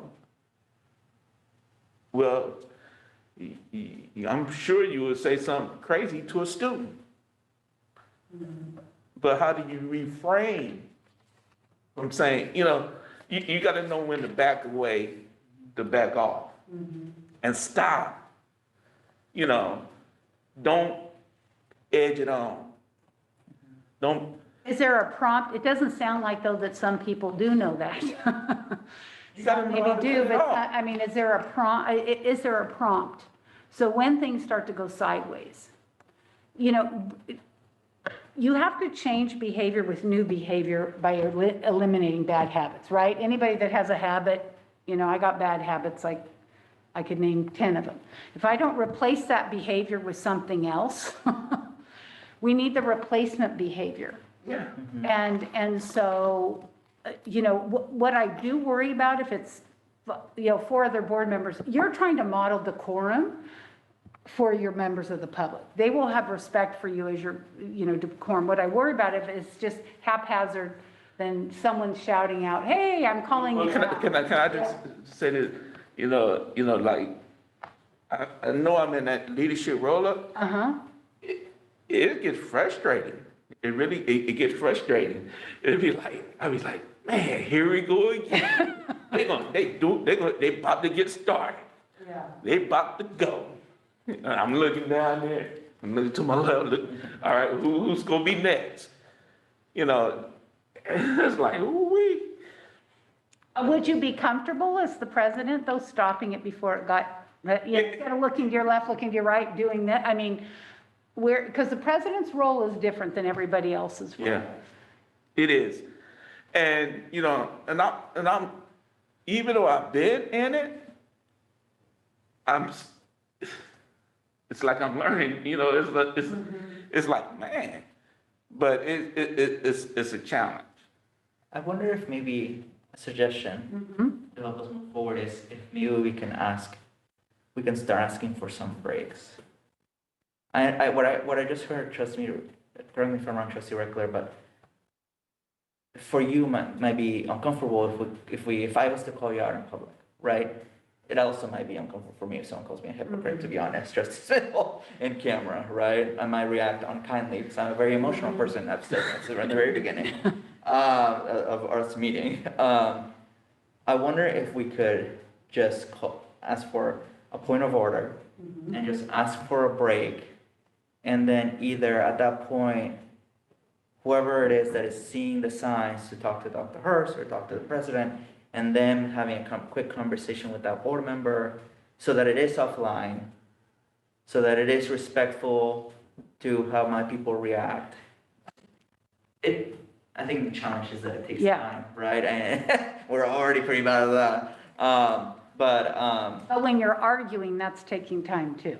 Yes. When you're arguing and going in a, rabbit hole, it takes a lot of time. It consumes a lot of time. Yeah. When we could have finished it up and we still are. Yeah. Could that be a strategy to, as a, not that you want to be taking a break every 4 minutes, like, oh, here we go I think again. that could be a strategy for the board. Yeah. So, if the board is, if you're saying point of order and then you're having that conversation offline quickly with the board and then re-engaging. But again, at what point does it become excessive? Yeah. In a board meeting, you're taking, 4 to 5 Right. breaks. it'll just As frustrate well. the community.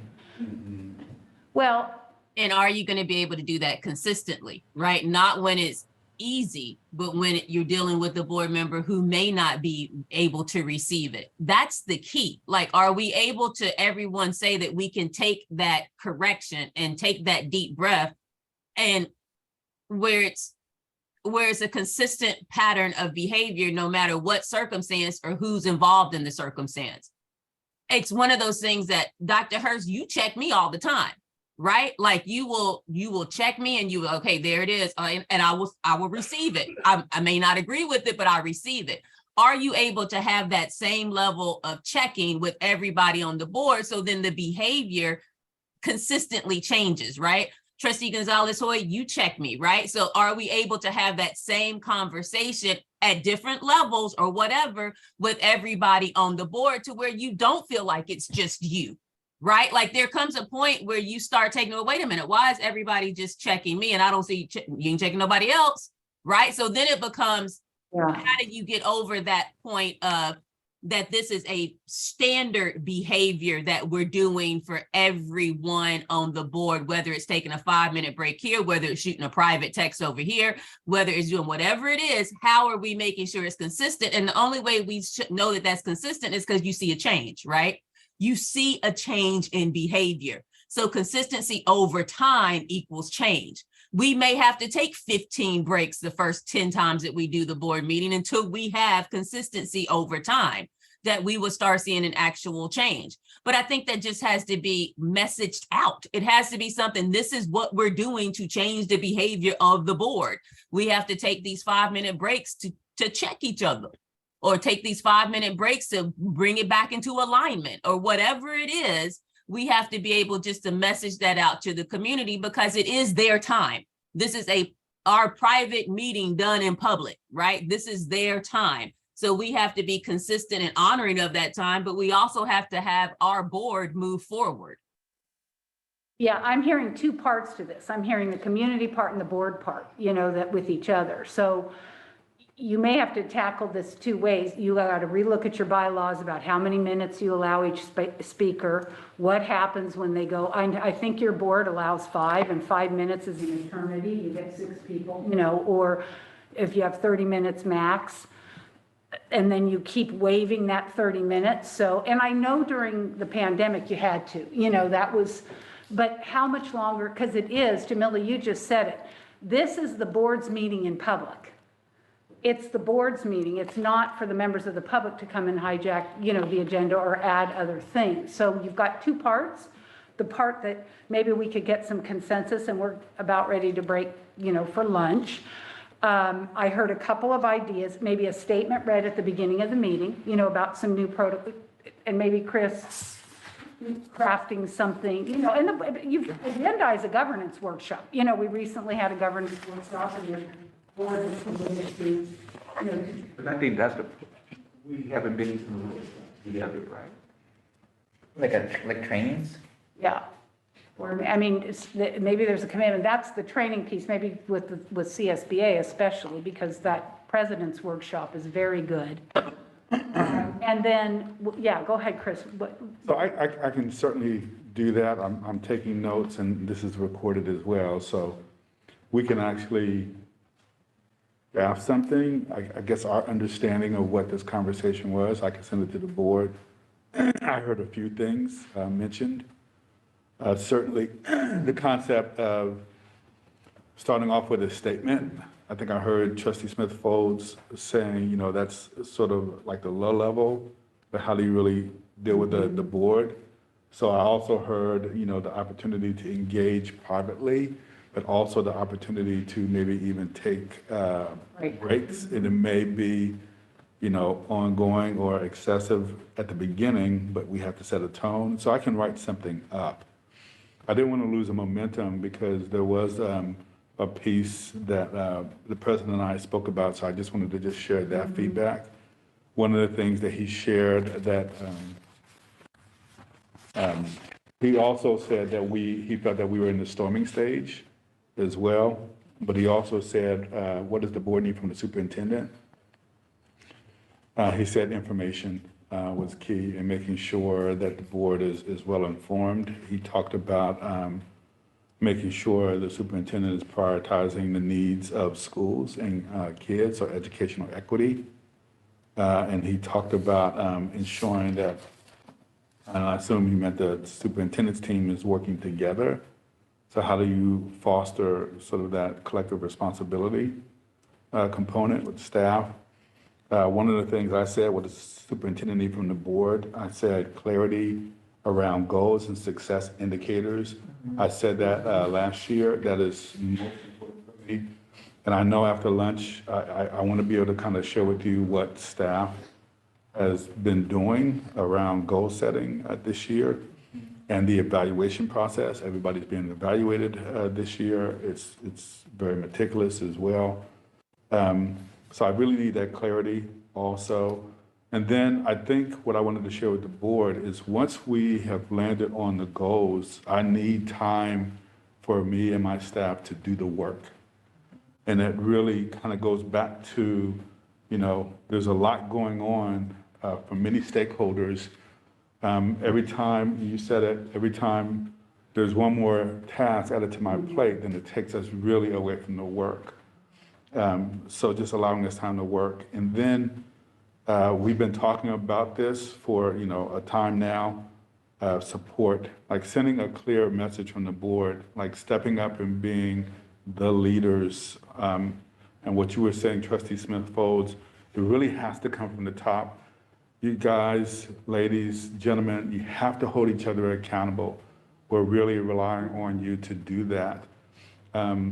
It's really hard for the staff to come to the board meetings we work extremely hard and we work very long hours and we work on the weekends as well. I mean, I just had a lot of my team working on Sunday, collaborating with me on the negotiations process and drafting up a communication plan. So people are working, and it's really hard for us to come to a meeting where we're constantly bullied and beat down. And I just encourage you to watch the posture of the staff. It's almost like, when a child is being told constantly that you're not going to do this, or you're no good at this, or you're no good at that, that starts to set in. And I see that in certain staff members. It sets in. And I noticed that. Yeah, so I'm asking us to take a leadership stance. Yeah. I really, that's one of my big asks of the board, that we have to, send a very clear message about what's appropriate and what is not appropriate. And even though people are going to come and say their public comment, we still are sending this message about what's appropriate. And I do agree that we have to hold each other accountable. That's one of the overarching comments that I've even been mentioning in the governance handbook committee. Like, it's all good that we have this governance handbook, but if there's no accountability to that, then it's all for naught. We just have a very nice, pretty, well thought through governance handbook. So disparaging staff is really big. And then the last thing that the president said, what do board members need to need from each other? Respect. And I think that goes back to what we were talking about as well. So just wanted to share that. And thank you, Dr. Hertz, because I know we didn't, but this is a big conversation that has to happen, and it came from these questions. So Leslie, why don't you just summarize too for what Sure. our group talked about in each of the ABCs, and some of it, if it's already been said, just, Right, so reiterate. we're definitely in storming way back there from business school HR. I see opportunities out of that, and that is to coalesce around the work. And I think that a major way that we could get out of this is to really channel into what the goals and the direction are to move ahead and establish a collective path of action.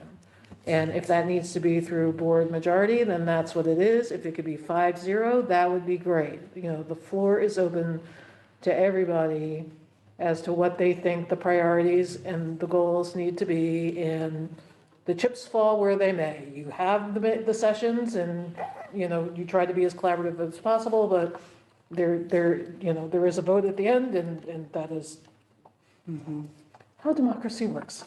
What does the superintendent need from the board? I'm sorry, that's out of order. What does the board need from the superintendent?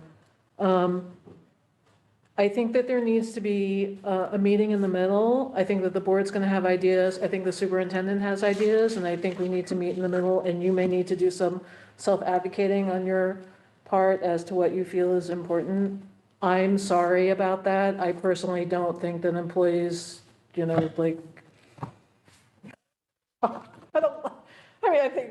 don't know, how do I explain this? It's like, I think self-advocating is good, but I think you might have to exponentially self-advocate in certain areas. So I personally feel sorry about that.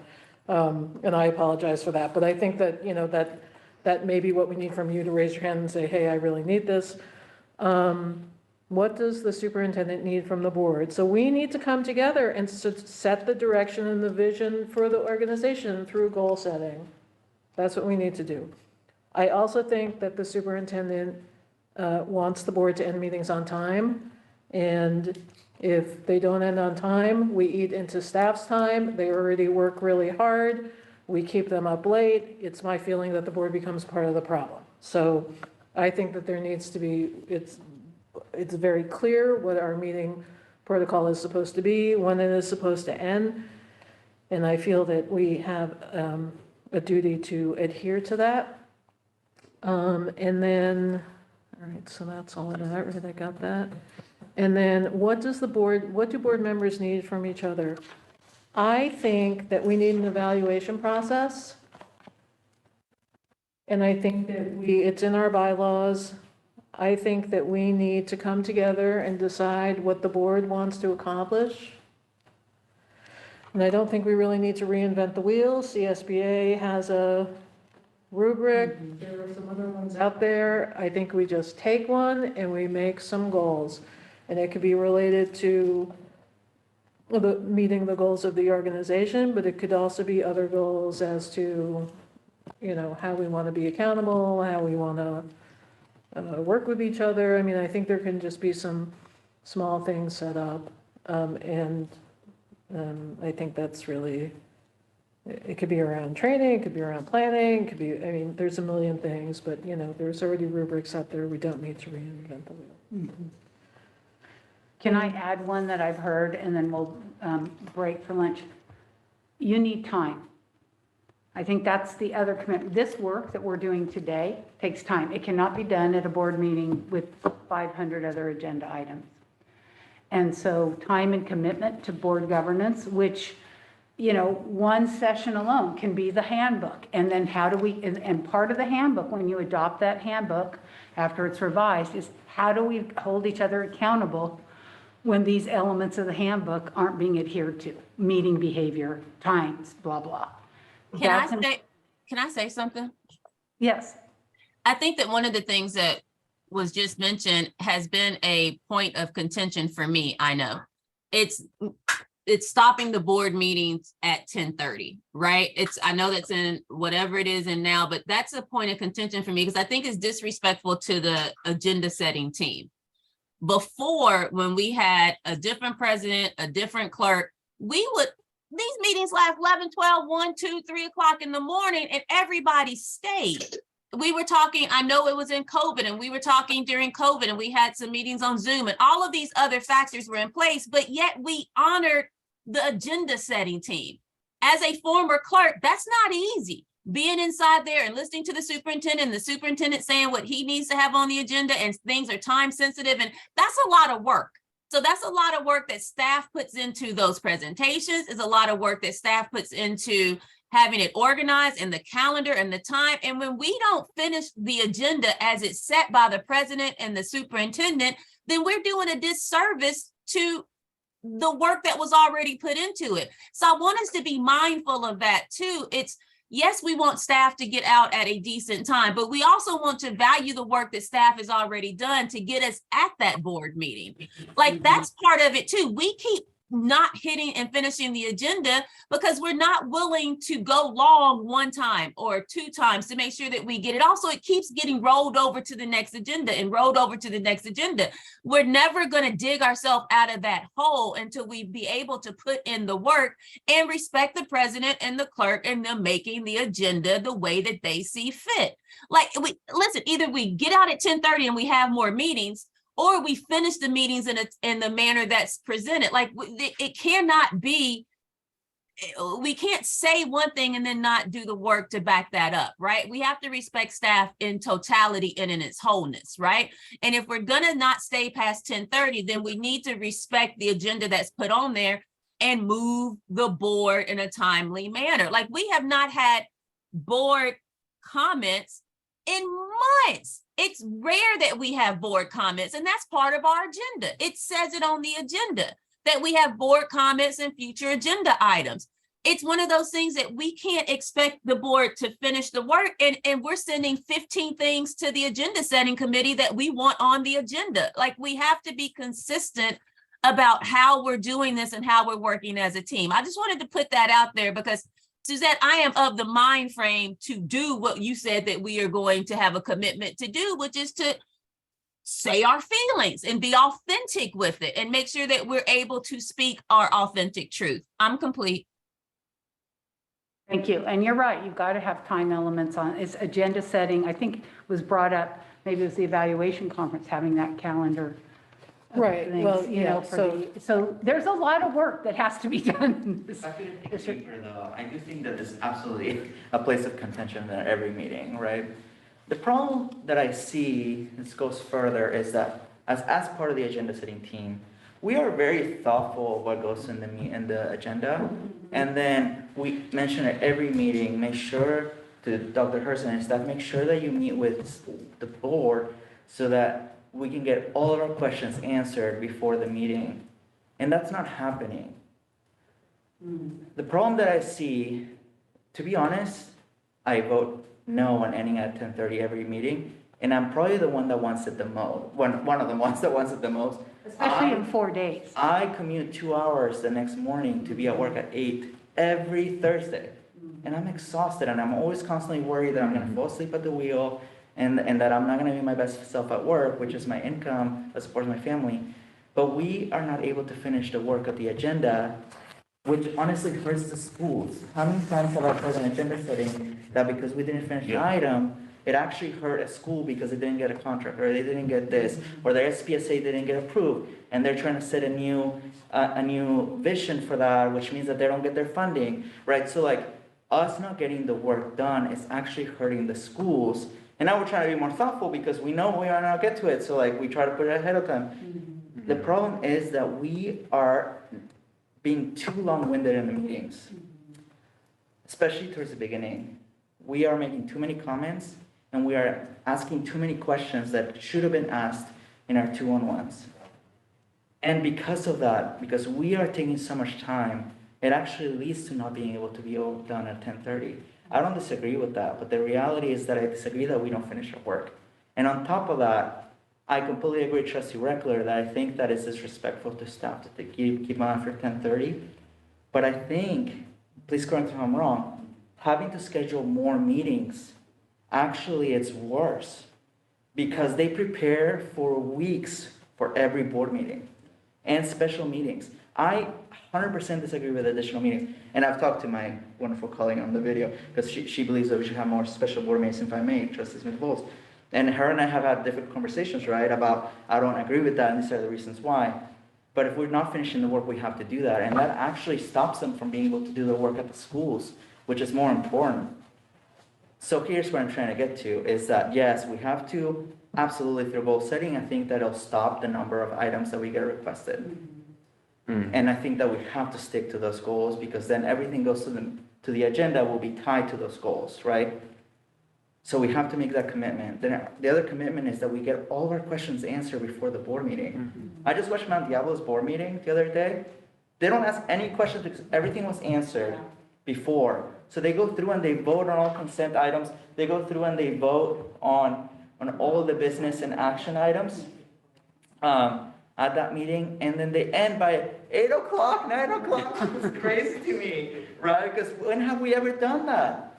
And so to me, last board meeting, we pulled most of consent items out of the agenda. Almost all of them, right? And should some of them have been talked about? Sure, absolutely. But then that stops. Spite. Every meeting, we pull consent items where the questions should have been answered at agendas at our two-on-ones. Now, are people not showing up to two-on-ones? Well, that's a problem as well. So we have to place those commitments and then hold one another accountable to say, you know, Trustee Gonzalez-Hoy, your comments are taking too long, right? Could please just please split it up, right? Because then setting up these structures of you have 1 minute, I think really hurts our culture too, because then someone's not able to speak their mind on a really important item for them. But that's just the structure that I disagree with, that I think that we have to do because of the way that we are conducting ourselves. So I think that's where it comes down to. It's not the disagreement about the 10:30, it's the problem of the work that we're not doing or doing during the board meeting that is hurting us. And where I do disagree is adding meetings. I really do. Yeah. Trustee Dr. Hurst at the last 2 board meetings ago showed us all the additional meetings they're planning on doing. And those are gonna fall through the cracks if we have to add meetings, right? And I think that we have made a sacrifice of being at every board meeting, as I'm gonna miss the next one, but at every board meeting, which it takes a lot, right? I mean, that's 9 hours of our lives every other week, right? And honestly, we're meeting really weekly, right? So I think that we have to just be very cautious of the time that we are taking from staff, as important as it is in this meeting. Sorry, okay, I'm rambling. Okay, and I'm being cognizant of time for lunch too. And so what we want to do at the end, again, today's meeting isn't to set these very clear, governance, we've got some ideas, but at the end, when we talk about next steps with your governance protocols, those are the ones that you're going to have to work on first, where you get consistency. So I've got meetings, I have how you speak at the meetings, agenda setting, and time limits. Dr. Hertz, do you have one last thing to add as we bring closure to this section? I think there's consensus. We're in the storming stage. No question about it. Anything else? Well, I will just share, thank you all for your comments. I do want to just reiterate the importance for me as a superintendent to just have that leadership from the board. I think if I had to say one thing, it's how we're holding each other accountable, because I really am a firm believer that it starts at the top. Everyone looks to our board members. I mean, I'm the superintendent, but everybody's looking to you. You're setting the example. And I think it was Trustee Reckler or Trustee Smith-Folds that was saying, it wasn't like this before with the community, but they're watching our example and how we interact with one another, and then they're coming in and doing this as well. I also will say that we have to hold every board member accountable, as difficult as it may be. We have these structures that are in place, one-on-ones, and some board members are not coming, and it's just not fair to staff when we have a board member or board members come to the board meeting and they're pulling multiple items off. It's just not fair. That's how we meet. So I just wanted to just share that. Okay, if I could just say a couple of things. I want to say something about the culture level. It has always been rough and tumble. Gotcha. You need to have sharp elbows and sharp and shoulder. That is, Gotcha. I don't even notice it. That's how, some of it, I don't even. I do understand that, Trustee Reckler. I can take a lot, except for when someone calls me. No, that would. Yeah. However, what I don't want to do is I don't want us to be comfortable. Oh, I agree. With that. So I've watched, I just watched staff, and my concern, I remember even Trustee Smith-Folds, she corrected me one time about the students. And, my obligation to, these are our students. What are you going to say, Dr. Hurst, to stop this? And she's right. She's right. If somebody says something about a student, I have an obligation to interject right there. What is our responsibility as? To protect the students. Not just the students, I'm talking about staff. Yeah.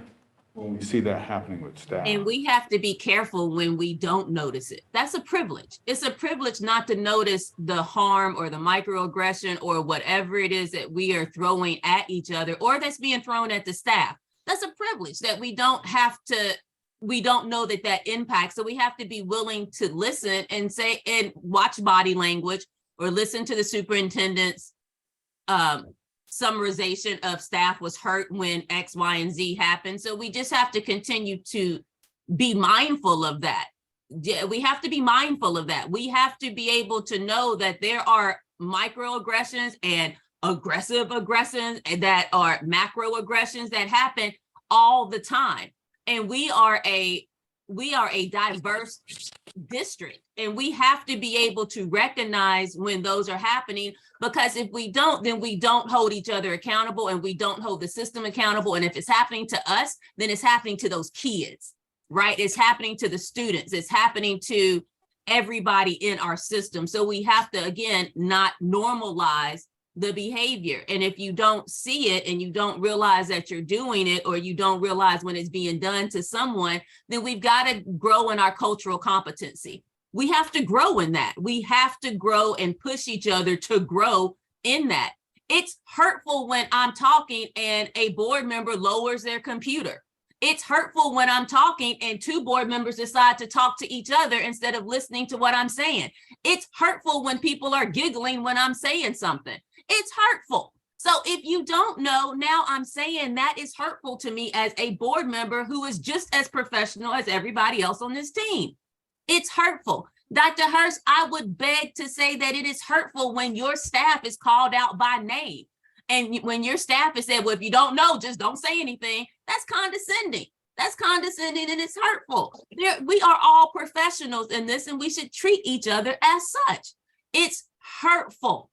And we have to start calling it disrespectful and it's hurtful. And we need to start calling each other out on it if we want to form authentic relationships. Period.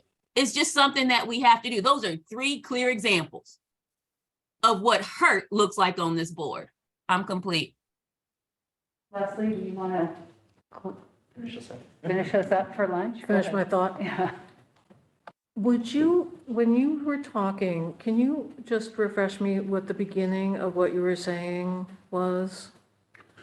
Because I had something else to say, but I forgot it.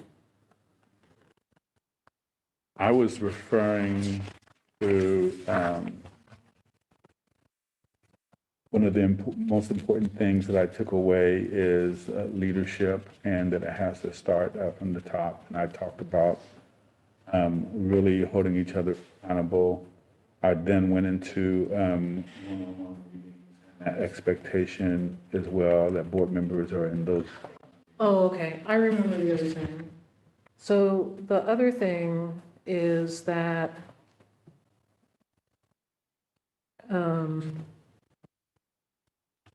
okay.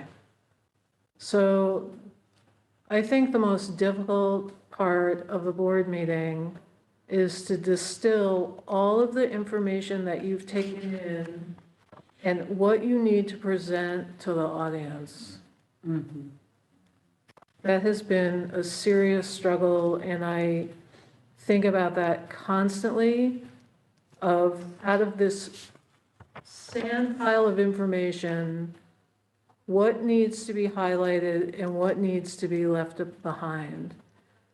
And so maybe just as a helpful hint to everybody else is just to think about, you know, what are the highlights that the audience needs to know? And I'm a constant work in progress on that, you know, like, but I try to consciously work on that. I captured that in my notes too, Dr. Hertz. The agenda setting is art. It's art. It's not just, you know, we walk in willy-nilly. And the boards that do it flawlessly, Mount Diablo or the example that you use, they spend hours on the front end saying to staff, your presentation is 10 minutes, it's 7 slides. You know, superintendent, that's where you're prompting, you know. So I have that too as one of the issues as part of the agenda setting. It's what's on the agenda and the time limits for those items. Yeah, but it's more than that. It's what do you as a board member need to pull forward from all of this? Okay. That's a different yes to yours, but then there's one more step, is that we have a responsibility to think broadly, and this is really hard because you want to talk Yeah. about everything, and the issues are complex, and you know, it's really deep stuff, but how do you take all of this information and ask 3 really good questions when you want to ask 20? So I'll just leave it at that. Distilling questions too, yeah, okay. Thank you for that reminder. Thank you. Up here on the slide, you just see that if you've heard of the book, which you have, you've said, I think you mentioned the 5 dysfunctions of a team. So these are things that generally happen when you're in the storming stage. And these are things I think we've heard actually in here that are some of the things that might keep us from moving forward. And then just as we close this section, these are just how we build cohesion. And again, what I love about this conversation, and I know this takes time, but I heard all of these things in one sense or another from what you shared. So what it says to me is you have the know-how, you've got the knowledge of what needs to be done. It's now just. Let me just say this. We all have our expertise, you know, from teachers to classified staff. And we, you know, experienced that, you know. So I'm classified, certificated.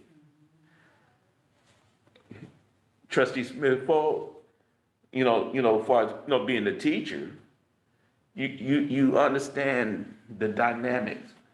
Like when it comes to safety, I understand the dynamics, what needs to happen for safety. Really, I do. And, because that's what I was doing. But you bring all the, collectively, you bring, man, you bring your things together, it works, it works cohesively, so. Yeah, that's right. It takes time. It takes time and conversations, not to add more meetings, but if you don't have this kind of dialogue around governance and cohesion, it won't happen on the dais. So, are we ready to take a break for lunch? And thank you, Jamila, thank you for all the input, and this was a good session, a lot of meaty things. I've captured some notes, so as we finish today, Dr. Hertz, of next steps. After lunch, we're going to focus on trying to see if we can start setting some goals. What time do you want everyone to come back? What do we think, 30 minutes for lunch? What do trustees want to do, 30 minutes, We're gonna do 12:45? agenda setting our lunch. Which is like, Sure. If you want to, but can we is 30 minutes enough for you That's what I guys? was gonna ask, if 30 minutes is That enough. would be a treat. I usually eat I over know. the weekends. Could we do 45 minutes? Okay, so we will return back from our break at 1:30.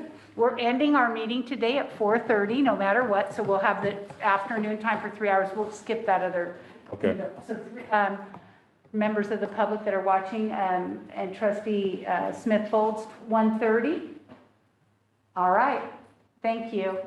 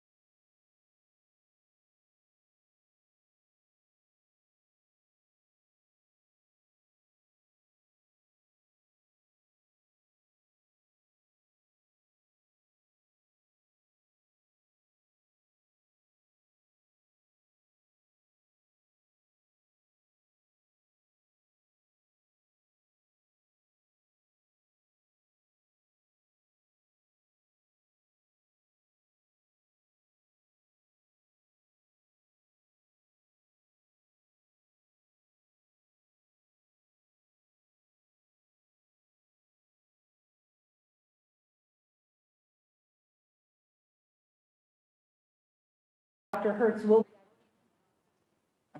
be identifying next steps. We're not going to finish, I'm going to tell you right now, Trustee Smith Folds, we're not going to set our goals today, you're not going to get your goals set, but hopefully we will get some priority areas decided upon and get consensus amongst the board so that Dr. Hertz and his team can, bring some back and the board can actually adopt some goals that are meaningful. I'm going to give a structure that I will offer for you to use as your goal setting, and it comes from Sean Covey and McChesney's book, The 4 Disciplines of Execution. I just like this picture here because this was leadership during COVID. This is what your wall is going to look like, maybe at home, Demetrio, in a couple of years or something. We have to bring clarity to this, right? Now, we got this 2 years ago, but unless we're purposeful in forging a road to recovery, to forge a path to a better normal, school districts actually need more structure, not less. And that structure has to come from the board. A lot of what I heard you saying this morning is we need some, goals to focus on that will help us with coherence. And so that's the purpose of what we're going to do. And essentially, so when we leave at 4:30, we'll have some idea of some potential priority goals that the superintendent can work with the staff to get. We're not going to get success indicators and all of that today, how we're measuring, but we're going to try to stay high level. As I said, this process to guide us through is based on the book, The 4 Disciplines of Execution. I have actually personally used this with my school board. They're still using what they call WIGs, wildly important goals, and it really helps the board go from having 50 goals that were nice to have goals to maybe 4 or 5. You still have your LCAP, and we get that, but a way to really focus the superintendent and team. So Our team is using this as well. Oh, good. Actually purchased it for all of our leaders last year. So we're actually referring back to certain chapters this year as we're specifically talking about goals. So this will be helpful for the board to have some context, and then the board might want to, get the book. I mean, after today, you'll get an understanding of it, but. Dr. Hurst got it for us. Oh, good, okay. Because we're going to keep coming back to the 4DX model as the board, if all of a sudden we've got 15 goals, I might say, hold on, wait a minute, but is this really a WIG? Is this really a priority must-do goal? So let me show this quick video. We may need to get, okay, I think we have it here, Dr. Brooks. Let me see. We escaped, and we have it up here in the tab. Is there a way I can move this down so I can see? There's the video up here. So then do I just touch it or just touch? Disciplines of execution are designed to create a winnable game. They give you the power to execute your most important goals in the face of competing priorities and distractions. The disciplines are powerful yet simple. They are not, however, simplistic. They can be tricky to apply and sustain because they require us to work differently than we normally do. Discipline 1 is focus on the wildly important. It requires you to focus on less in order to accomplish more. You start by selecting one wildly important goal, or WIG, instead of trying to work on a dozen goals all at once. We're not suggesting you ignore the work necessary to maintain your operation. We are suggesting you narrow your focus to work on what you want to significantly improve. Most intelligent, ambitious people don't want to do less, especially if it means saying no to good ideas. They're wired to do more, but there are always more good ideas than there is capacity to execute. When you choose a wildly important goal, you identify the most important objective that won't be achieved unless it gets special attention. In other words, your normal course of business won't make it happen. To define a WIG, identify where you are now, where you want to be, and by when. Said differently, you define a starting line, a finish line, and a deadline.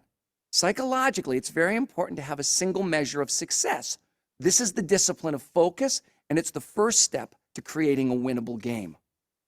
Discipline 2 is act on the lead measures. No matter what you're trying to achieve, your success will be based on 2 kinds of measures, lag and lead. Lag measures track the success of your wildly important goal. Lags are measures you spend time losing sleep over, right? Revenue, profit, quality, customer satisfaction. They're called lags because by the time you see them, the performance that drove them has already passed. You can't do anything to fix them. They're history. In contrast, lead measures track the critical activities that drive or lead to the lag measure. They predict the success of the lag measure and are influenced directly by the team. A common example of a lag measure is weight loss. Which activities or lead measures will lead to weight loss, right? Diet and exercise. Proper diet and exercise predict the success of weight loss, and they're activities we can directly influence, right? Now, simple enough, but be careful. Even the smartest people fall into the trap of fixating on a lag measure they can't directly influence. This is because lags are easier to measure and they represent the result we ultimately want. Think of a lead measure as a lever that moves your wildly important goal. Discipline 3 is keeping a compelling scoreboard. People play differently when they are keeping score. If you doubt this, watch a group of teenagers playing basketball. See how the game changes the minute scorekeeping begins. It's not a subtle change. The lag and lead measures won't have much meaning to the team unless they can see the progress in real time. Bowling through a curtain is not that much fun. Discipline 3 is the discipline of engagement. People perform best when they are emotionally engaged, and the highest level of engagement comes when people know the score, whether they are winning or losing the game. It's that simple. The best scoreboard is designed for and often by the players. A player's scoreboard is quite different from the complex scoreboard coaches love to make. If players know the score, if they can influence the lead measure, and if the lead measure moves the lag measures, you know you have a winnable game. Disciplines 1, 2, and 3 are nothing more than a formula for creating a winnable game. Discipline 4 is how we play that game. Discipline 4 is create a cadence of accountability. The cadence of accountability is a rhythm of regular and frequent team meetings that focus on the wildly important goal. These meetings happen weekly, sometimes daily. Ideally, they last no more than 20 minutes. In that brief time, team members hold each other accountable for commitments made to move the score. The secret to Discipline 4, in addition to the weekly cadence, are the commitments that team members create in the meeting. One by one, team members answer a simple question. What are the 1 or 2 most important things I can do this week that will have the biggest impact on the scoreboard? In the meeting, each team member reports first if they met last week's commitments, second, if the commitments moved the lead and lag measure on the scoreboard, and finally, which commitments they will make for the upcoming week.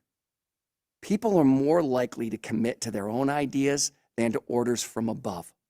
And when individuals commit to their fellow team members, not only to the boss, the commitment goes beyond professional job performance to become a personal promise. When the team sees they are having a direct impact on the wildly important goal, they know they are winning.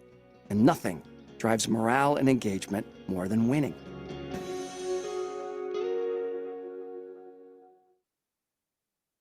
I'm a teacher just like you. I teach 6th grade.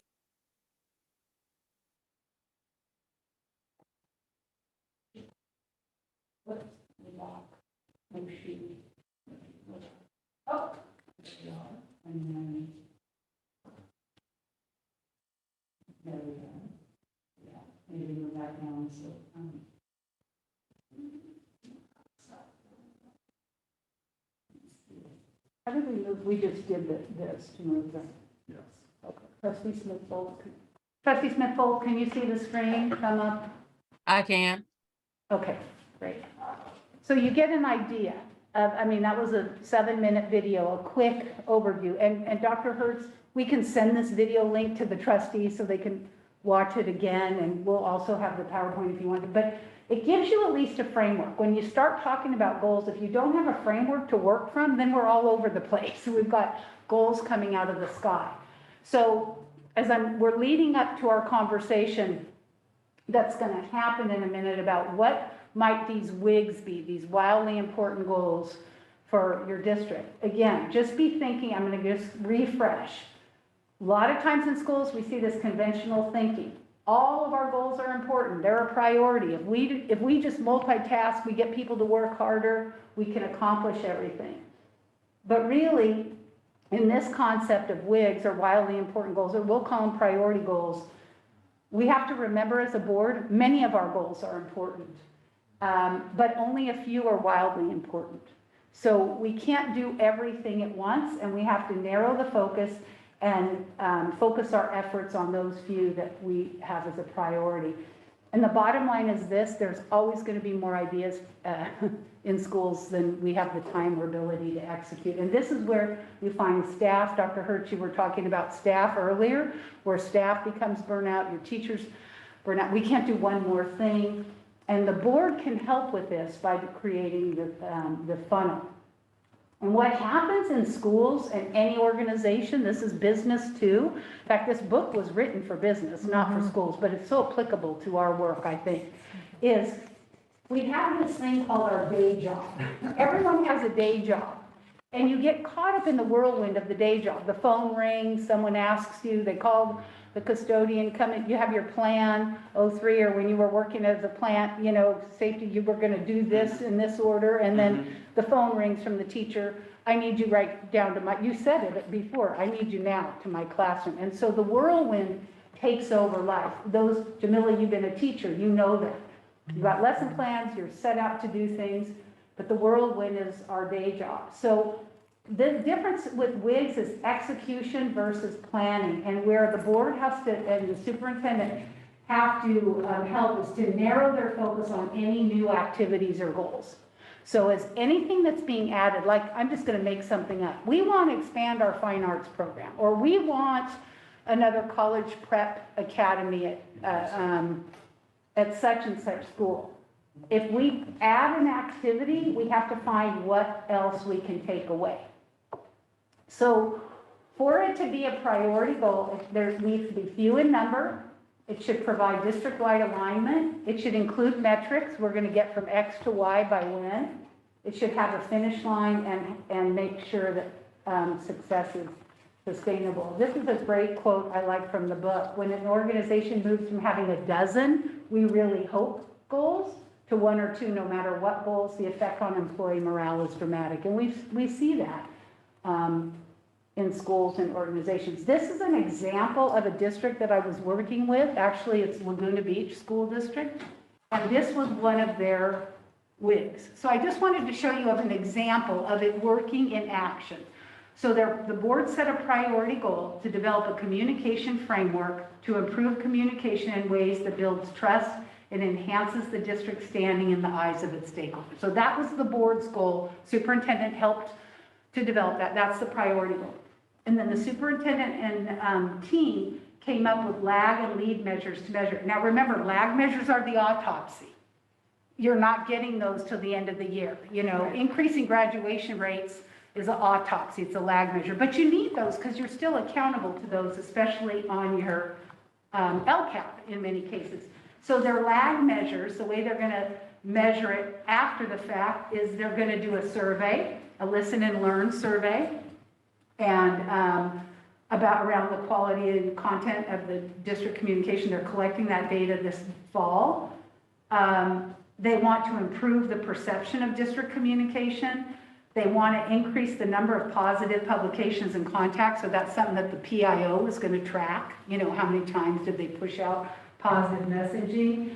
And then ultimately they want to create a 5-year strategic communication plan that has phased in approach and timeline. So the board didn't say we want a communication plan and we want it done by January. Lead measures, so the lever, right? Lead measures are the lever to get there, to lead to the goal. They're going to conduct a review of current district office communication material and social media presence. So the communication director was going to collect everything that they've pushed out and do an audit, so to speak, of that. They were going to provide a report to the board on strengths and gaps so the board could actually see. They're going to look at they give a Hanover report, which is a community engagement survey. They're going to use their California Healthy Kids survey, and they have a challenge success survey. And all three of those surveys, they're going to try to distill common themes. And then they're gonna meet with focus groups, they're gonna meet with staff, parents, and students to understand the communication preferences, because, you know, our generations are all over the place with communication. Some, it's like, just send me a text and that's it. Or just communicate with me on Instagram. And then they're gonna establish a district communication committee to review and develop goals. So the board wasn't developing the goals, but does this give you a sense? Pausing, let me pause for a second because I'm doing a lot of talking, but you can see one in action. When you're reflecting or thinking about this priority goal, anything come to mind? Anything you notice or like about it? Wonder? Yeah, I totally get how this works, you know, having used this similar in business, certainly. I mean, for me personally, it'll take me a while I wasn't expecting this today, so it would take me you know what, I guess it's not even my job. It's not your job. All I need to do is. at that top line. Your job is at top line. Right, and then the rest is hopefully. underneath, so, yeah. The board's gonna do the why and the what, and Right. the staff does the how and the who. Yeah. I think that's the important thing. Trustee Redmond was just saying as well, is that the board's responsibility is, so when I speak of clarity, I am talking about the priority goals, what those goals are. And I'll share with you, each member of my team, they're at different places where they're understanding lag and lead measures. Some of them, you know, read the book last year, some of them didn't, but we're actually going through the book study together this year, so they're all build their capacity. So they're all still trying to, well, not all, a lot of them are still trying to understand, you know, what is a lag measure, what is a lead measure, and then the responsibility of the board is to develop those priority goals as well. And lag and lead, that's hard. It is. Actually, you need to really think. It is. Yeah, so. You got to process. The way that Laguna Beach did this, I loved it. Superintendent met with me first and said, I need a framework, a structure. And then he got the book. Then I went and met with just his cabinet, 3 cabinet members. It says HR, Ed Services. And the facilities person, they were like on board. They're like, we got to do this. This will help me. And I mean, the facilities and maintenance person was seeing how he could connect it to the Ed Services. Then we brought the principals in. Now, it's a smaller district than yours, but we scaffolded it for the team. Because the superintendent had his team come up with these, you know, lead and lag measures. Now, there might have been some lead and lag measures that the board kind of planted seeds around, and that might happen here too. So, yeah, Chris, this is not going to be done in a day, you know, this is a process that will take some time, but if the board at least starts, we heard a lot over there. We need to set direction. We got to get clarity. This is a way to do this. You heard about the compelling scorecard already. And I think the bottom line is this, that you remember with your scorecard when you keep it with your staff. When you go to a football game or basketball game, what do you want to see if you're a fan? You don't want to see how many dribbles down the court, how many fouls. You want to see the score, right? How much time is left, who's got the ball. The coaches keep all the other stats. At bats, I'm thinking of baseball. So the scorecard, Chris, when you're reporting and you maybe are doing updates to the board, it's got to be, you know, not too detailed. But it has to be updated. And then this whole accountability thing, and Jamil, I think you've shared this a couple times from our morning conversation, accountability, but how does accountability look? And so this cadence of accountability is this frequent monitoring, not punitive, not you're in trouble because we didn't reach this goal, but a reporting, and then plans to move forward if the goal isn't being met. And what we know is that great teams operate with a very high level of accountability, or without it, team members go off in every direction. So Dr. Hertz, if you're not having regular updates in your cabinet meeting, like maybe Ed Services is reporting on a certain priority goal, then they may be doing something that's way off of where the board's direction. So that's just a reminder that, but the best metaphor, and I love metaphors, you've seen me now use them throughout the day, is setting these goals, you have to think like an air traffic controller. So right now, how many flights are going over Oakland Airport? Let's just take our closest airport. Hundreds probably, right? Coming in, landing, taking off. Which flight is the most important to the air traffic controller? One that's coming in, The one that I'm on. No. the one that's taken off and the one that's coming in. Actually, what the book says with an air traffic controller is, you know, there's all these things on the radar. You kind of see there's out circling around, coming in, but the one most important to the air traffic controller is the one they're landing. And they land one plane at a time. So when we're setting these priority goals, the board and the superintendent, you should look at priority goals with the focus and diligence of an air traffic controller. There might be a lot of goals going on. You still have a literacy goal, or you're still focusing on this writing goal that are on your radar, but they aren't all worthy of staff's finest attention and focus. And that's where you'll have to help do this. So, you know, we don't want to ask when we're identifying a priority goal, what's most important. Instead, you want to ask if everything else stayed the same. If we did everything else the same in West Contra, Costa, what's one thing that we could change and have the greatest impact? An example, I just put an example up there. Improve graduation rates. I mean, I'm not saying that is your goal, but you have to come up with kind of one thing, the one big thing. And then you define it by starting with a verb. We use these X to Y by when. We keep it simple. And you focus on the what, not the how, because the how is you, Dr. Hertz. How we're going to, do this. And there are many, a great many people who are magnificent at getting the unimportant done. But unless the governing boards learn to say no to the good in order to say yes to the best, site and department teams will remain stuck on the trivial. So with that, Dr. Hertz, you identified some goals that you've been talking about with your team. Go ahead. I was going to say, can I just provide a context to the Yes. board before can you unshare your screen? Yes. I just want to share something. So if I escape, Dr. Hertz, I go to escape. Or And you then can what else do I need to do to stop Um, sharing? Just go into the just stop sharing your screen. I just wanted to share something with the board, just to give you a context of the conversations and how they're congruent to what's happening here. So we meet twice a week as an executive team, and we have what's called a rolling agenda. And let me just make this a little bit bigger. So what's happening now in our executive team meetings, and hopefully you can see this, Trustee Smith-Folds, is I can see it. they understand what the leadership evaluation process is, and what they have all been through, every single executive team member, is it's a professional growth plan. So they talk about their areas of strength, areas of growth. They talk about their goals. They talk about success indicators, and everyone has done this. And they talk about actions. We've defined all of that for them.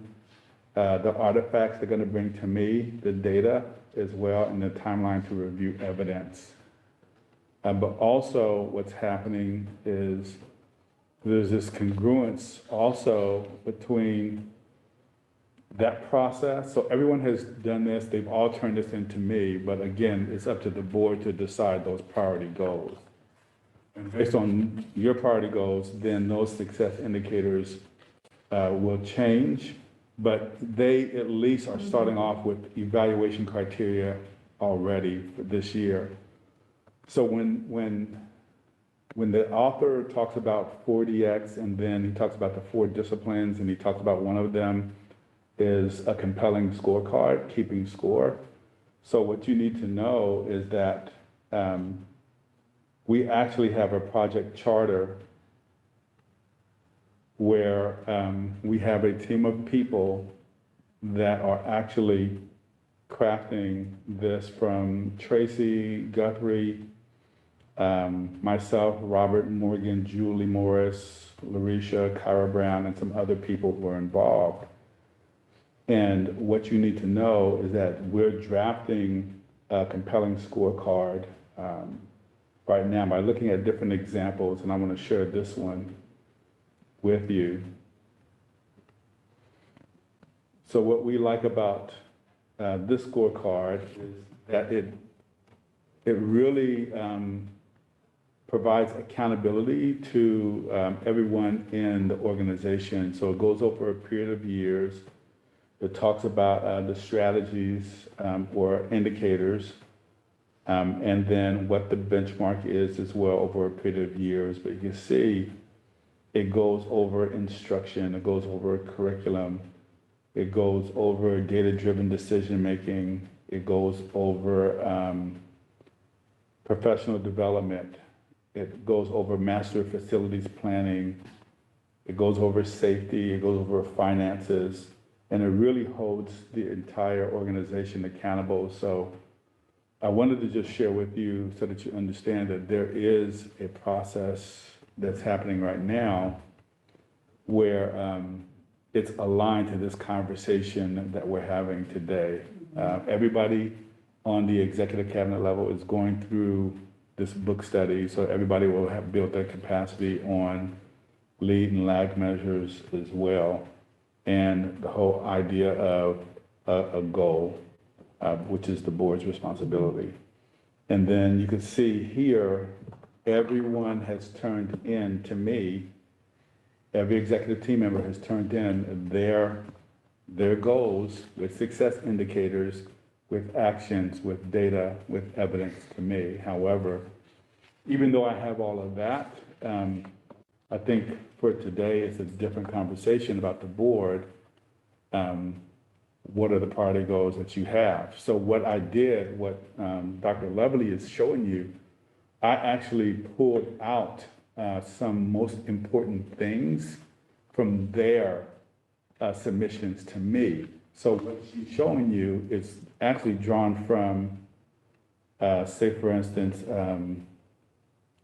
business services or Sonia Neely Johnson's report. So you can see how she filled this out and how she has her success indicators and goals and actions. And everyone had to do this with me. So what she's going to share with you came from a place, and I just wanted you to have that context where this all is coming from. And not saying that it's the actual priority goals that we're going to decide upon, but you'll at least know the conversations that are happening. Dr. Hurst, can I ask you a question? Yes. So a couple of things come to mind. One, I want to make sure that we continue to understand that the quote unquote business that we're in is a relationship business, right? It's a service business. So I get a little bit hesitant when we talk corporation, right? And we have the corporate talk and we don't have the base level relationship and base level service talk, right? I think that they have to go hand in hand because this is a business of service, right? So what does a business of service look like? So I think that that's one thing. The second thing I want to make sure that we all understand, and as a former teacher, you know this, that the best way to decide if you delivered a good lesson is to ask the people who got the lesson, right? Because we can think that we delivered a stellar lesson plan that day and we planned it for 2 weeks. We have all the things that go along with it and it falls completely flat when we get in there the day of, right? And if we don't ask our students for an exit interview or an exit survey or something to make sure that we're not grading our own paper, right? Because if we grade our own paper, we're always going to grade up because we know the variables that go into why we produce the way we produce. So inside of your, the slideshow that you just showed us, where is it that they're not grading their own paper, right? So they all presented you with goals and matrix and how they are going to, what evidence they're going to bring to the table and what their successors look like. Where is it built in besides your evaluation? Where is it built into where the community has the opportunity to say, yes, it's working, no, it's not, right? Because I think that we can sit here and it's siloed. your staff can make silo goals. We can sit here as a board and make silo goals, but if we don't have the community in mind when we make those goals, or have the community voice when we make those goals, then our success is always going to be off, because it's our success. It's what we chose to be the most important thing, instead of listening, because we're a service industry, instead of listening to what our customers, if you will, want, right? The people that we're serving want. So for me, when we're going through this goal-making process, one of the things is, what has the community told us? What data do we know from public comment, from emails, from all the stuff that we have, from listening to our PACs, from everything that we have? What has the community told us that their goals are for us? I hope that made sense. Yeah, it made a lot of sense. So I think a couple of things I will say. So one, when you look at, there was on the right-hand side, there was this column that talked about evidence that they're going to bring to me. So whether it's artifacts or some sort of data. So part of that is based on like perception data as well from the community. So that's part of that. So it has to be not just based on their own thoughts on how they're moving forward, but like you said, I think the community is part of that. But I think another piece is, there's this evaluation that everyone is going through based on a set of criteria. And some of this was taken from, honestly, the feedback that I received from all of you on my evaluation. So we have to have a starting point. Like for me, I have to have a starting point like right now for my staff. And I have a deadline for my staff. Like I have a deadline, I have to have all my conversations before October.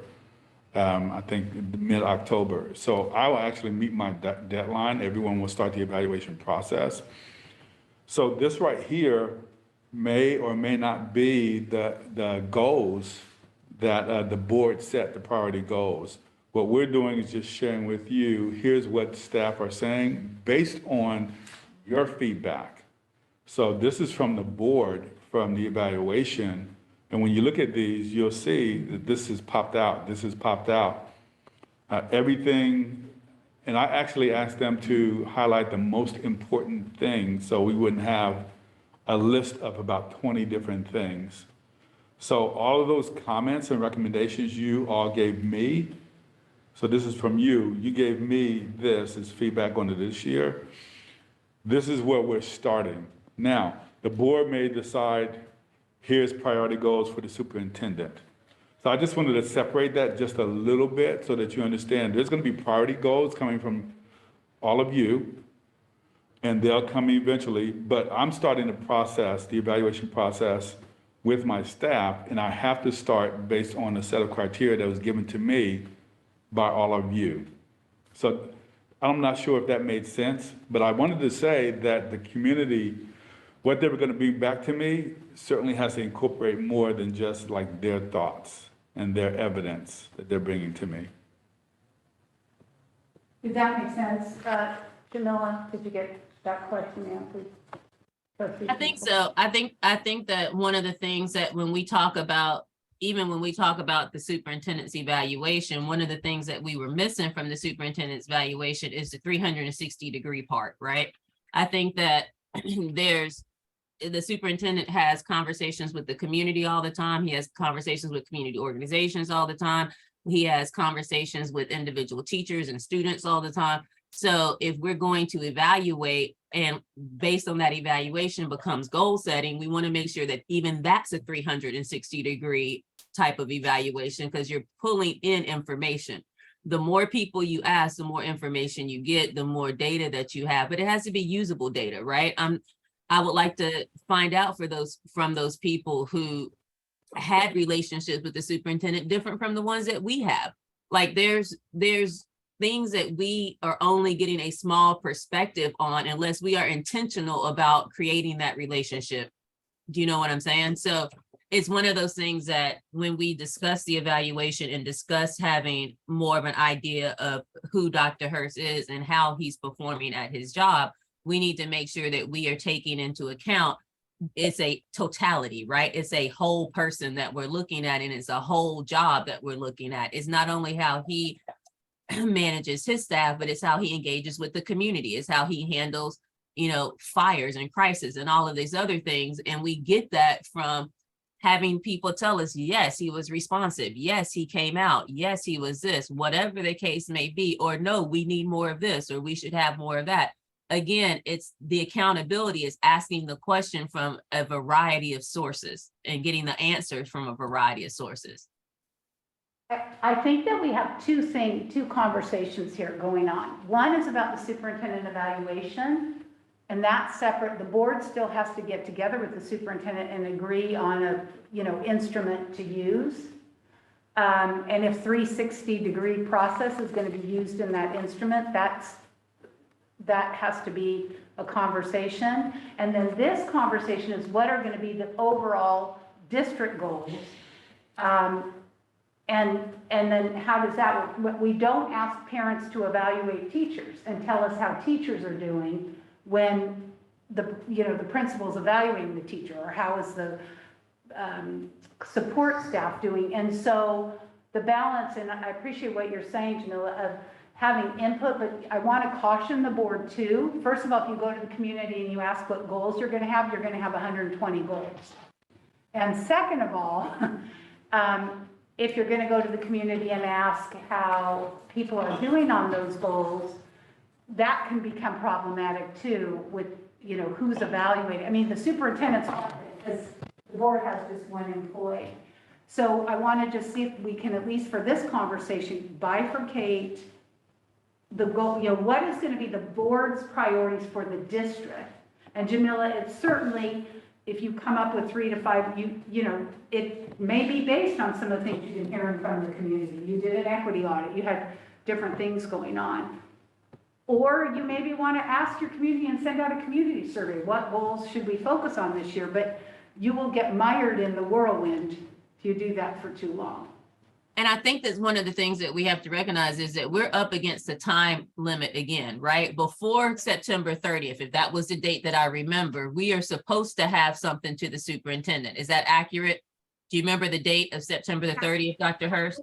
I think September 30th is in your contract, right, Dr. Hurst? But did we ask the board to extend that to October 30th because of when, or did we extend it to September 30th after the evaluation? September 30th was the date that we talked about. Is that accurate, everyone?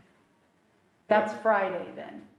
That's what I mean. So there's things that we have to do, and this is our only time to meet, it seems like, for a while, because it takes a long time for us to come to a agreement on a date. So we need to put those things that have to be done by that deadline ahead, or we're going to be in the same spot that we were before. And that's, we want to grow to be better, right? So when I'm talking about the superintendent's evaluation, that's something that we were supposed to talk about before September 30th. Correct, Dr. Hurst? Per your contract. Okay, so we may have to be flexible in our conversations to make sure that we're meeting that obligation. We do not want to break that timeline and then have subsequent problems come from that. That's the first thing. The second thing is, I agree with you that we don't ask parents to evaluate teachers, but we have evaluation tools put in place that you can get parental feedback, right? We have those tools put in place to where you can get the feedback on how this teacher is doing or how the students are being serviced. So I don't want us to think that that's just non-existent. Also think that we may get 100 different ideas, but all of those ideas are valid and should be looked at, and then find the string that runs through all of them. That's part of our job, right? Is to figure out, we have a huge district. If we don't ask just because we are going to get a lot of answers, questions, or feedback, then we're not serving this huge district. We're going to have to be able to ask, to streamline, and then find the running theme through all of that and what benefits every person, the greatest number of people in the district at certain times. And I think that's focusing down in on those goals, but it's also asking the question. I'm complete. Thank you. And I think the board has been gathering information probably for the last couple of years too. So that's a good point, Jamila, that yes, you will need to be attentive to your community. But what I'm saying is, when you're getting in this helicopter or the air traffic controller view, your goals are going to be high level. And some of those I know you've already been working on and discussing, because they were in I know that just because they were in the superintendent evaluation. So that's what I'm assuming, and maybe it didn't come from things you'd heard from the community. But these were 8 areas of focus based on what Dr. Hertz did here during the evaluation, what I recall that he worked on with the staff. So we thought this could at least be a starting point for the board to, see if you were going to have 3 to 5 priority goals as trustees,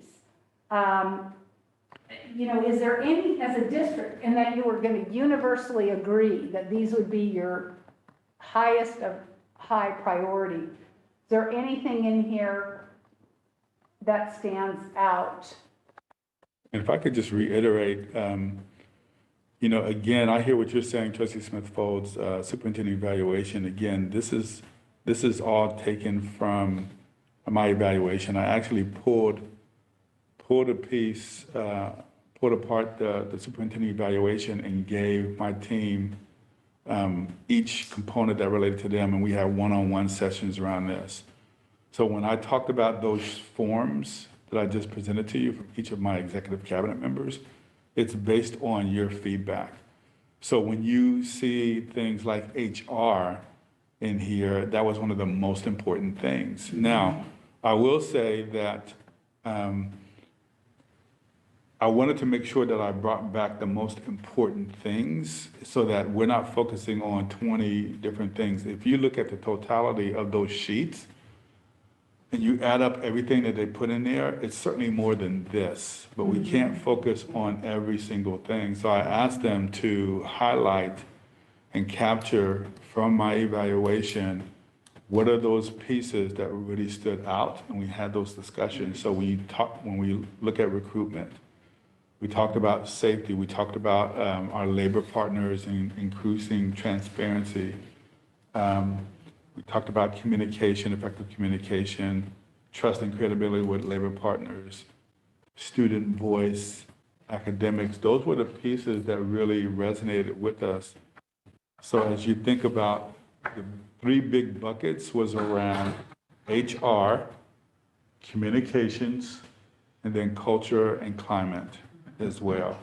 Those were the 3 big pieces. So that's why you see this pulled out also. So, in speaking to what Trustee Smith-Folds is talking about, superintendent evaluation, this is brought forward to you for your consideration as a starting point. So, 1, we will meet the September the 30th deadline, and this would be a starting point for us to then come back and bring, you could scrap this, or we could say this is a starting point, or let's not focus on this one. Now, Dr. Hertz, we want you to go back and have conversations about success indicators and bring that back as well. Trustee Smith-Folds, you're right. You're backing into this from the superintendent's evaluation. Normally what would happen is the board would have the priority goals set by, let's just say, July 1, then the superintendent goals. But because of the delays with the evaluation, it's coming backwards, but we just wanted the board to have a conversation, a starting point, because otherwise you'll spin your wheels all year and you won't have priority goals. So, and one of your collective agreements is to set direction, the priority goals set direction for the district. Does that make sense? Jamila, did that make more sense? It does make sense. Dr. Hurst, can you tell me where race and equity is on this? It's not in here, and again, this is a starting point, and if the board decides this is a big component that's missing, I want you to add that. So, and just to be very honest with you, Trustee Smith-Folds, I looked at, and I'm not sure if I pulled that piece out, and maybe I missed that, and if I did, I apologize, but I looked at the ones that had either, it was not unsatisfactory. There was 5 categories. HR was the lowest rated, and then communications, and then climate and culture. So we focused on those and try to pull those out. But certainly the board can decide, hey, this needs to be considered as well. And can I share this also? Even though the board is considering these or more or less, there's a broader conversation that's happening with every executive team member. And so I didn't share with you those white pieces of paper, that I had each of the staff, but those are pretty detailed, and it does cover equity, it does cover curriculum, it does cover the making sure that there's no, or we address the curriculum and a new process for curriculum as well. So you don't necessarily find that here, but it is part of the evaluation process, if that makes sense. So if we were gonna, I'm just gonna go to this slide and we can go back and forth. So if the board was just saying, right now, we're gonna just see, is there any high level, and we'll just brainstorm, and I can even start charting there, what might be some potential priority goals? That, and you mentioned equity, Jamila, but thinking high level. Sorry, before we move on, I think that trustee Reckler had some feedback and I would love to provide it. Oh, I apologize. Yeah, I mean, if you wouldn't mind looking at 9, or I could add it in here as a no matter what, but it would have to do with fiscal solvency.